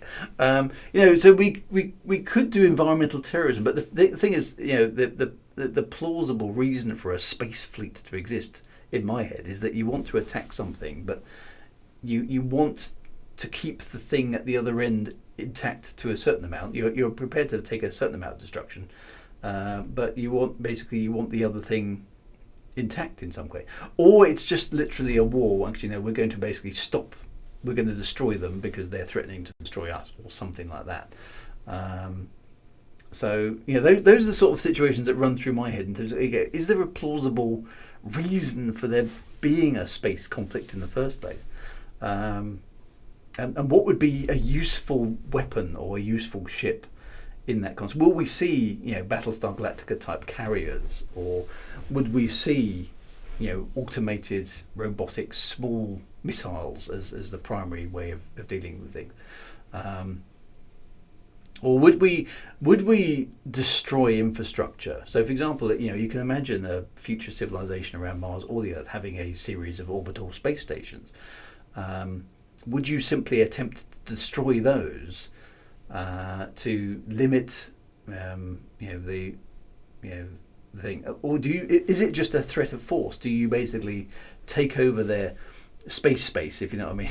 I'm using the word airspace and changing it to space. Would you?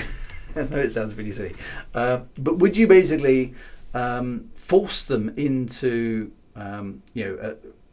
force them to surrender by a show of force? So if you imagine that you had overwhelming military might and you could take out all their orbiting facilities like space stations and satellites, so you basically disrupt their communications and take over anything above their atmosphere is basically now under your control. Do you effectively at that point basically say, unless you bow to our demands, we will basically drop things on your cities? And you basically get them to capitulate.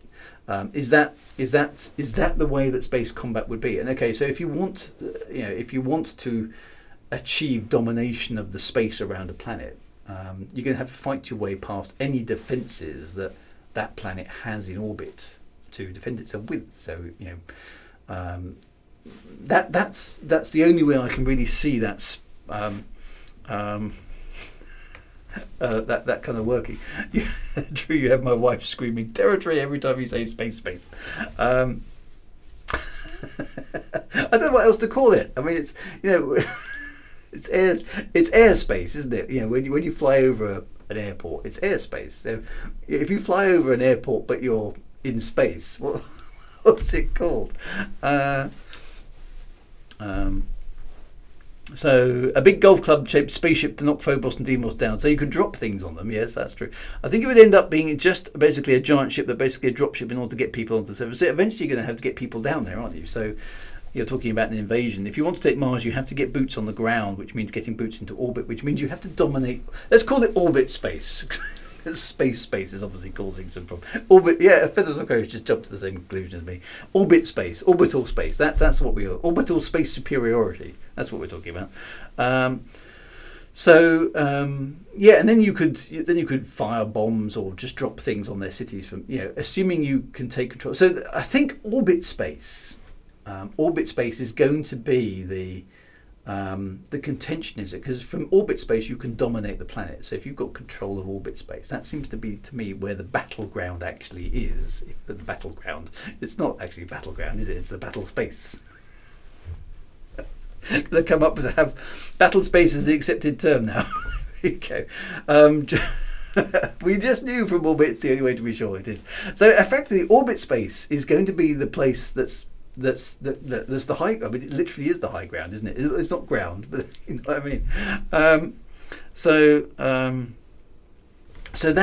that to me is the place that you want to get to allow you to dominate and work out procedures. The trick is what sort of warfare is going to take place where orbit space is won or lost, because I would have thought it's way easier to defend orbit space than it is to attack it, particularly from a long way away, unless you've got overwhelming force. So maybe that's the trick, is you're going to need to have overwhelming force in order to attack orbit space of a planet, because if you know there's a military build-up going on, it depends on how many resources you have available. So if it was Earth versus Mars, and Mars is technologically less powerful, then Earth is probably ultimately going to win. There's actually a lovely piece of lore in the original Elite universe, in the Dangerous universe, is basically that before the Federation is formed,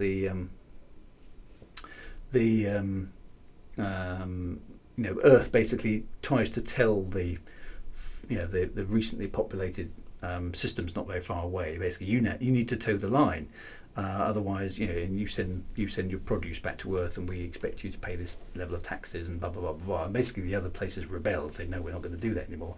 And Earth tries to impose its will on them by sending a fleet of spaceships.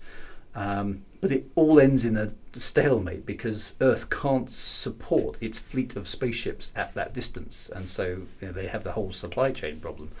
And that's the problem. I think if we were attempting to attack Mars, I think we'd run into the same problem. Is it's all very well having overwhelming force, but if you run out of guns, or you run out of fuel, or you run out of oxygen, or you run out of water when you're in the midst of your space combat for orbit space, you've got no option to stop your attack, because unless you've got a supply chain that stretches all the way from Mars to Earth, which is going to be quite a difficult thing to organise, and probably quite an easy thing to disrupt. It's all the logistics. It's like this. It's the old thing that inexperienced. What is it? It's something in war. Inexperienced tacticians talk about battles and winning. And experienced tacticians talk about logistics. It's all about logistics, because you've got to keep your army fed, watered, and unarmed and refueled, because otherwise it's totally ineffective. So that's the thing. You say to the Martians when you're in orbit, "Don't try it. I have the high ground." I think I was setting that joke up. It's another domain, but it's not enough on its own, same as any other domain. Well, that's the thing, isn't it? And we already have missiles that can shoot down targets. So that's the thing that could happen. Actually, attacking force should have the advantage, because the people on the planet got to get things into space and attack them unless they already have them there. So yes, so if you can launch a surprise attack, so I mean, if you haven't got the infrastructure ready, then you're screwed, aren't you? Because if, let's say, Earth has a fleet of big weapon spaceships and we send them to Mars, and Mars doesn't do anything until the ships are on the way, then at most, they're going to have a few weeks notice of an impending military invasion. There's probably nothing they can do. So you'd have to have your military capability built up in anticipation of a conflict to stand any kind of chance, right? Which is the same for any kind of combat, really. You can't just magic a military capability out of nowhere in short order. So that's definitely true. Some designs for Mars bases have them built inside lava tubes, where they may be well defended from bombardment from orbit without even having to build military bunkers. So so military stuff can be defended. If they had enough things in orbit, as we did, the battle could be one called by the Kessler syndrome. So we could just fill orbit space with junk, destroy all their stuff like that. Logistics is a massively amplified problem when your assets are in space and supplies are on the planet. I mean, because everything's moving and you have to keep things moving. So, and it takes a lot. You can't just say, okay, we've run out of fuel, we need some more. The nearest fuel is like 3 weeks away. What are you going to do in the meantime? So orbital superiority, yeah. So the theory that an advanced military will beat a less advanced enemy is not foolproof. We only need to look at the current situation and see this next. Well, that's very true. So that the situation between Russia and the Ukraine shows that both military superiority and military numeracy in battle isn't a guarantee of winning. And we thought Russia was more advanced, but it seems like they weren't. I haven't seen much stuff, analysing that in detail from a military perspective because it's probably not appropriate right now given the tragedy that's going on. But in years to come, it will be interesting to see how an overwhelmingly large army was fought to a standstill by a numerically much smaller force, as we have with Russia and Ukraine. So there's something there. If they were expecting a battle, they definitely have ships or installations in orbit, of course. And then there's things like EMPs and all that sort of stuff. So how do they play into what would happen? So so those are sort of the things that are going on in my head as I'm trying to plan a sci-fi novel, in terms of and write a well, probably not realistic. That's probably going too far because who knows what it's actually going to be like. But to try and write one that isn't just planes in space or submarines in space.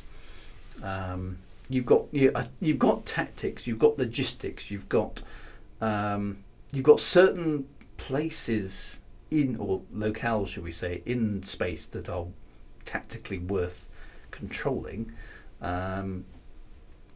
As a precursor to invasion or whatever it happens to be, all those sorts of things, so that to me is kind of where a space attack goes. Now, I'm not planning to do a major war in my sci-fi novels, at least not yet, but I do want to have thought about it a bit to kind of give it some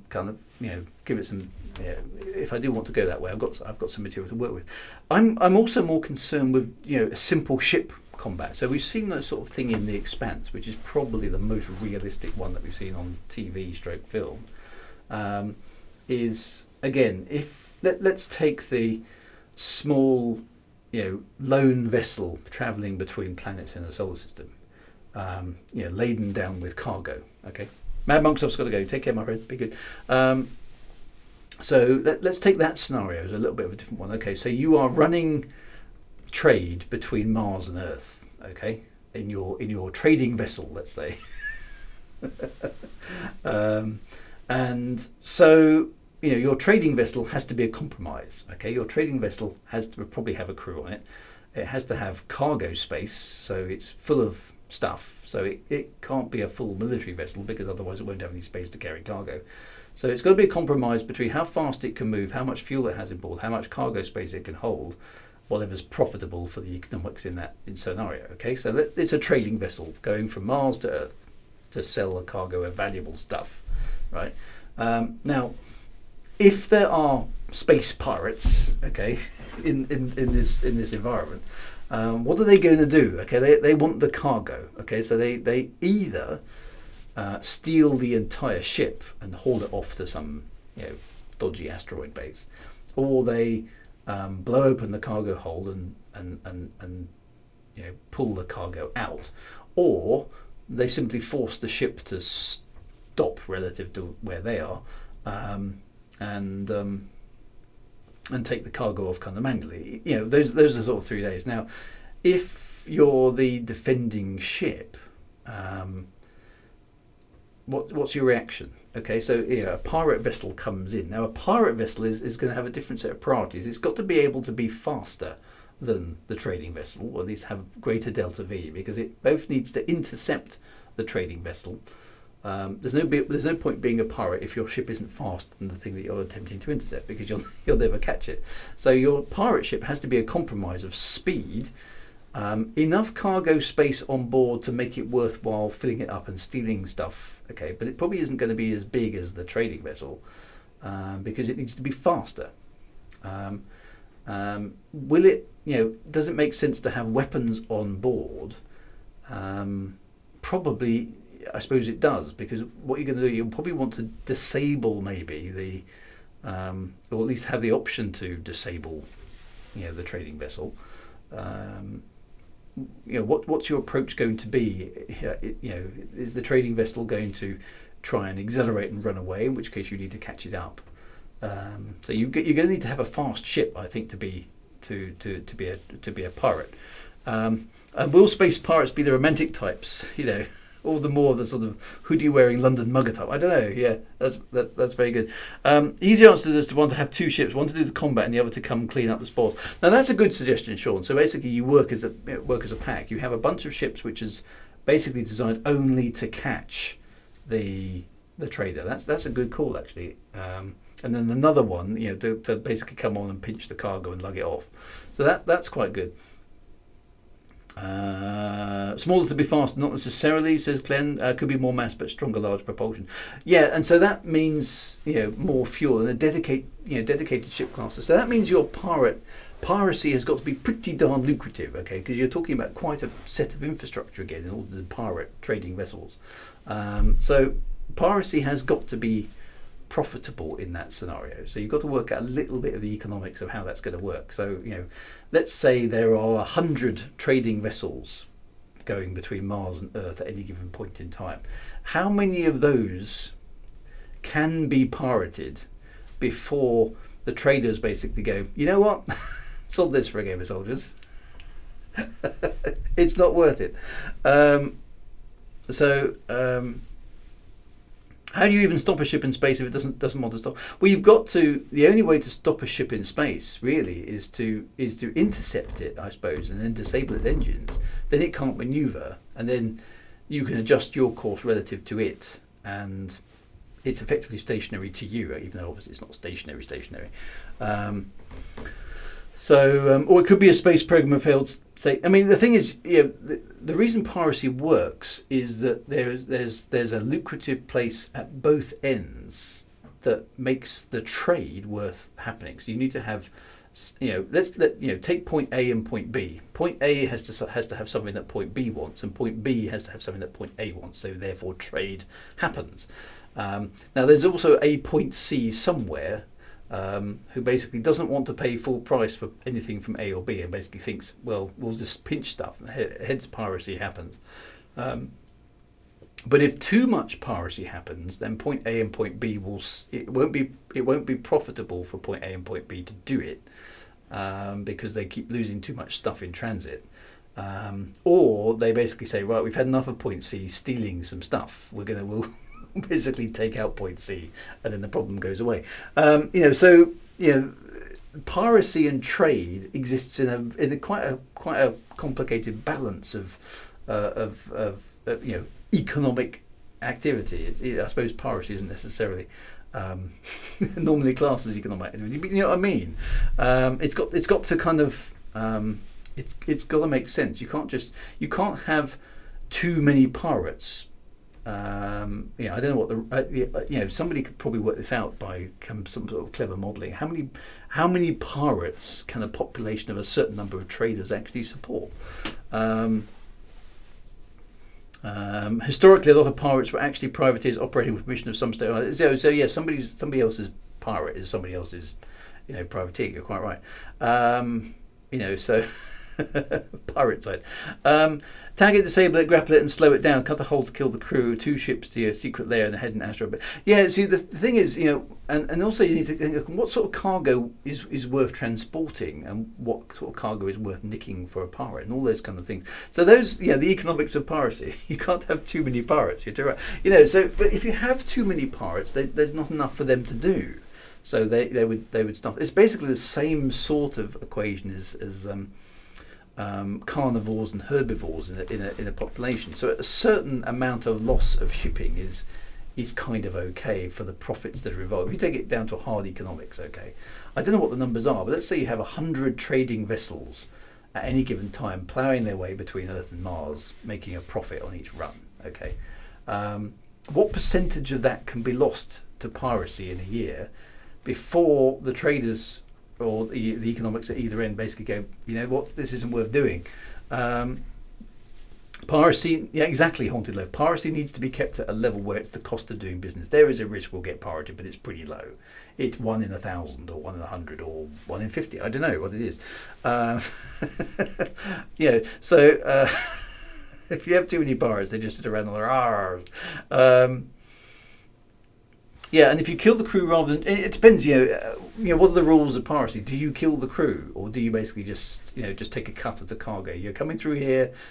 We've intercepted you. You drop us off a couple of tons, we let you go. Because the pirates want to, if they're kind of sensible economists, which isn't obviously guaranteed if you're a pirate, but if they're sensible, they don't want to stop the trade because they need the trade. They live off the trade, right? They want the trade to continue. They just want to take a top 1% off it every so often, they want to. They probably, they're sensible, want to let it know that if you basically to the pirates basically say if you give them 10% of your haul, they'll let you go and they'll let you stay alive most of the time. Then the word's going to spread, isn't it? So it's that sort of stuff. Piracy is such a nasty word. Let's call it a space tax. Yeah, and maybe it even eventually becomes a legitimate thing. Maybe it just becomes one of those things. You're travelling through here. We own this bit of space. It's a space tax. It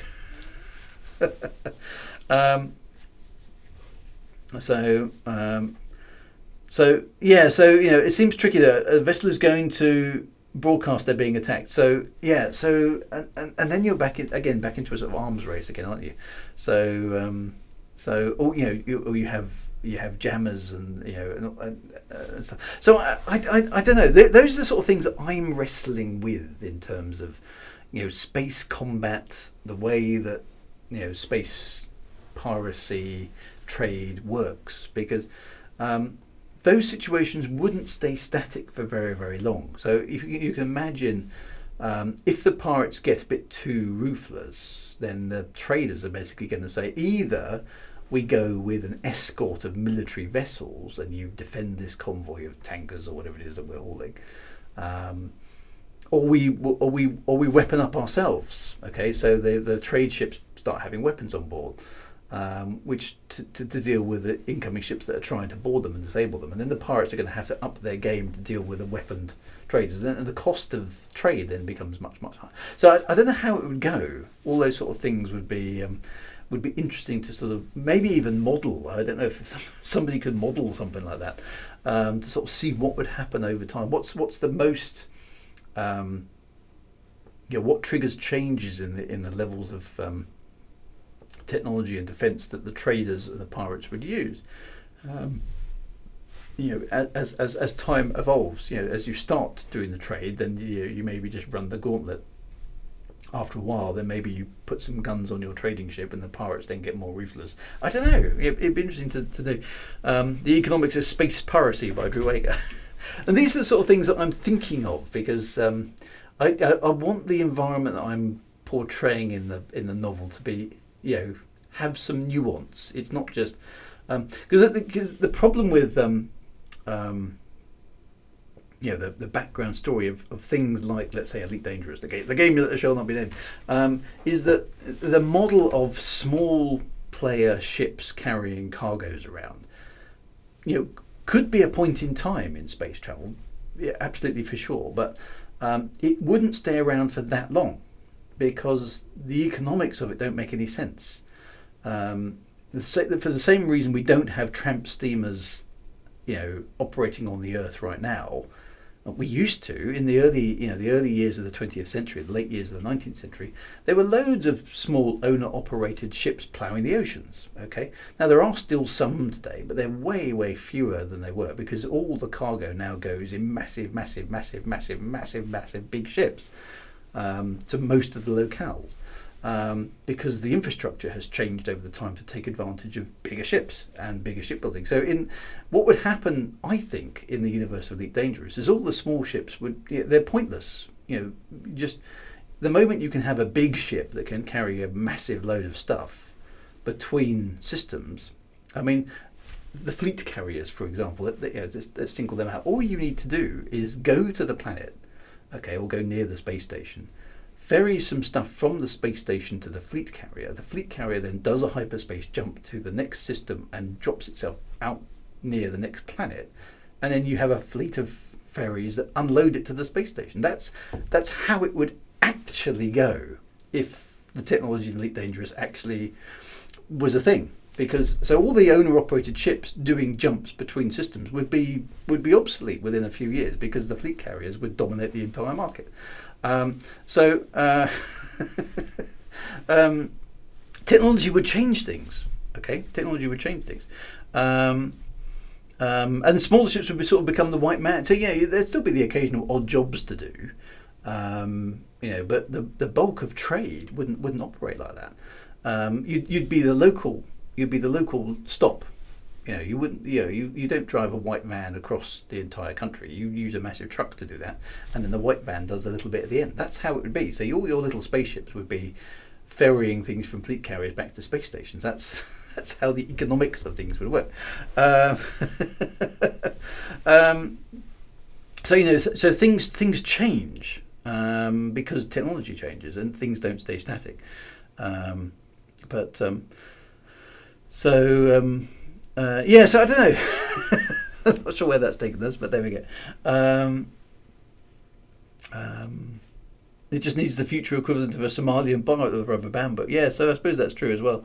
And there's smuggling, of course. So getting things, getting illicit cargoes via things. Yeah, that's a different thing as well. But yeah, there are still owner-operated smaller ships, but they don't do the same thing. They don't take mainstream cargo from place to place anymore. That's not the thing. So some things are very resistant to change, like the humble shipping container. But the humble shipping containers only come about because of commoditization. So 100 years ago there weren't shipping containers. You loaded your cargo on and off specifically with cranes. You look at things like the Titanic or the earlier steamships. They would have cranes and derricks aboard that would load things specifically into the holds in discrete things. The standardized cargo canister, which we now have today, didn't exist back then. And that's become, it's far more efficient obviously to load up cargo canisters than it is to load up individual different types of cargo. So that's why that's happened. It's economics, it's efficiency. Making things as cheap as they could possibly be are forces which drive the evolution of the technology, always in favour of efficiency and cutting cost. And then a new piece of technology comes along that makes the old stuff obsolete. It happens. So in the universe of Elite Dangerous, the fleet carriers should have made all of the little ships that we like flying obsolete. Would be a bit of a shame, but so there we go. They're not necessary. You don't need to transport things. When a fleet carrier can do it in 15 minutes, you don't need a small ship. It doesn't make any sense. So those sort of things. If you pursue it to its ultimate conclusion, things don't stay static for very long. If new technology is brought in, so there we go. So anyway, so I suppose to summarise all of that is if you're going to blow up a planet, think very carefully about why you want to blow up a planet. Do you really want to blow up this planet? You seem to be blowing up a planet. Do you want some help to it? So there's things like that. It takes too much time and effort to upkeep a complete carrier. Yeah, I mean, I suppose that's an in-game reason. But summarise the chat. Don't blow up planets unless you've got a very, very good reason. Okay, I think that's one thing. Space combat is not like air combat or ground combat, I think, is the other thing. Space combat is going to bring its own set of challenges to it, and it may not. And I'm not sure. I don't think we've kind of bottomed that one out. But I'm not sure whether humans will actually be involved in space combat or not. It's difficult to tell. I don't think we'll be flying. I don't think we'll be. Alas, I don't think we'll be flying around in these. In our space fighter ships. As much as I like, a Cobra Mark III or an X-wing or Buck Rogers' spaceship or the Vipers from Battlestar Galactica, I don't think it's going to be like that somehow. There might be human operation unmanned combat vehicles. I mean, but they're subject to being jammed, of course, aren't they? So, planet killing cancelled, space combat cancelled, space trading cancelled, joysticks cancelled, space piracy cancelled. There we go. That's it. Everything's been cancelled. So I don't know. Yeah, I'm still trying to kind of work out what might be actually plausible in space, because I don't think space combat is like anything we've actually seen yet. I think having humans involved in that and all the logistics and supply problems we've talked about will make the actual realization of any kind of space combat slightly rather different than what we've actually got. So there we go. Let's just stay on Earth. That's definitely the sensible thing to do. Don't blow up a planet. No. I don't know how to blow up a planet. So there we go. Anyway, my friends. That's been, yeah, I'm not sure that will have been useful, but it was a fun discussion to have. Take care of yourselves, look after yourself, have a fantastic week ahead. I will be back on Thursday as per usual with No Man's Sky, a bit of Star Citizen and the retro stream coming on Saturdays, and we will continue on with our exploration of space and the fantasy topics as we always do on the Monday. So take care, my friends, be good, have a fantastic week ahead of you. Don't blow anything up. All right, just don't. Stop it. Take care, my friends. Bye-bye now. See you soon.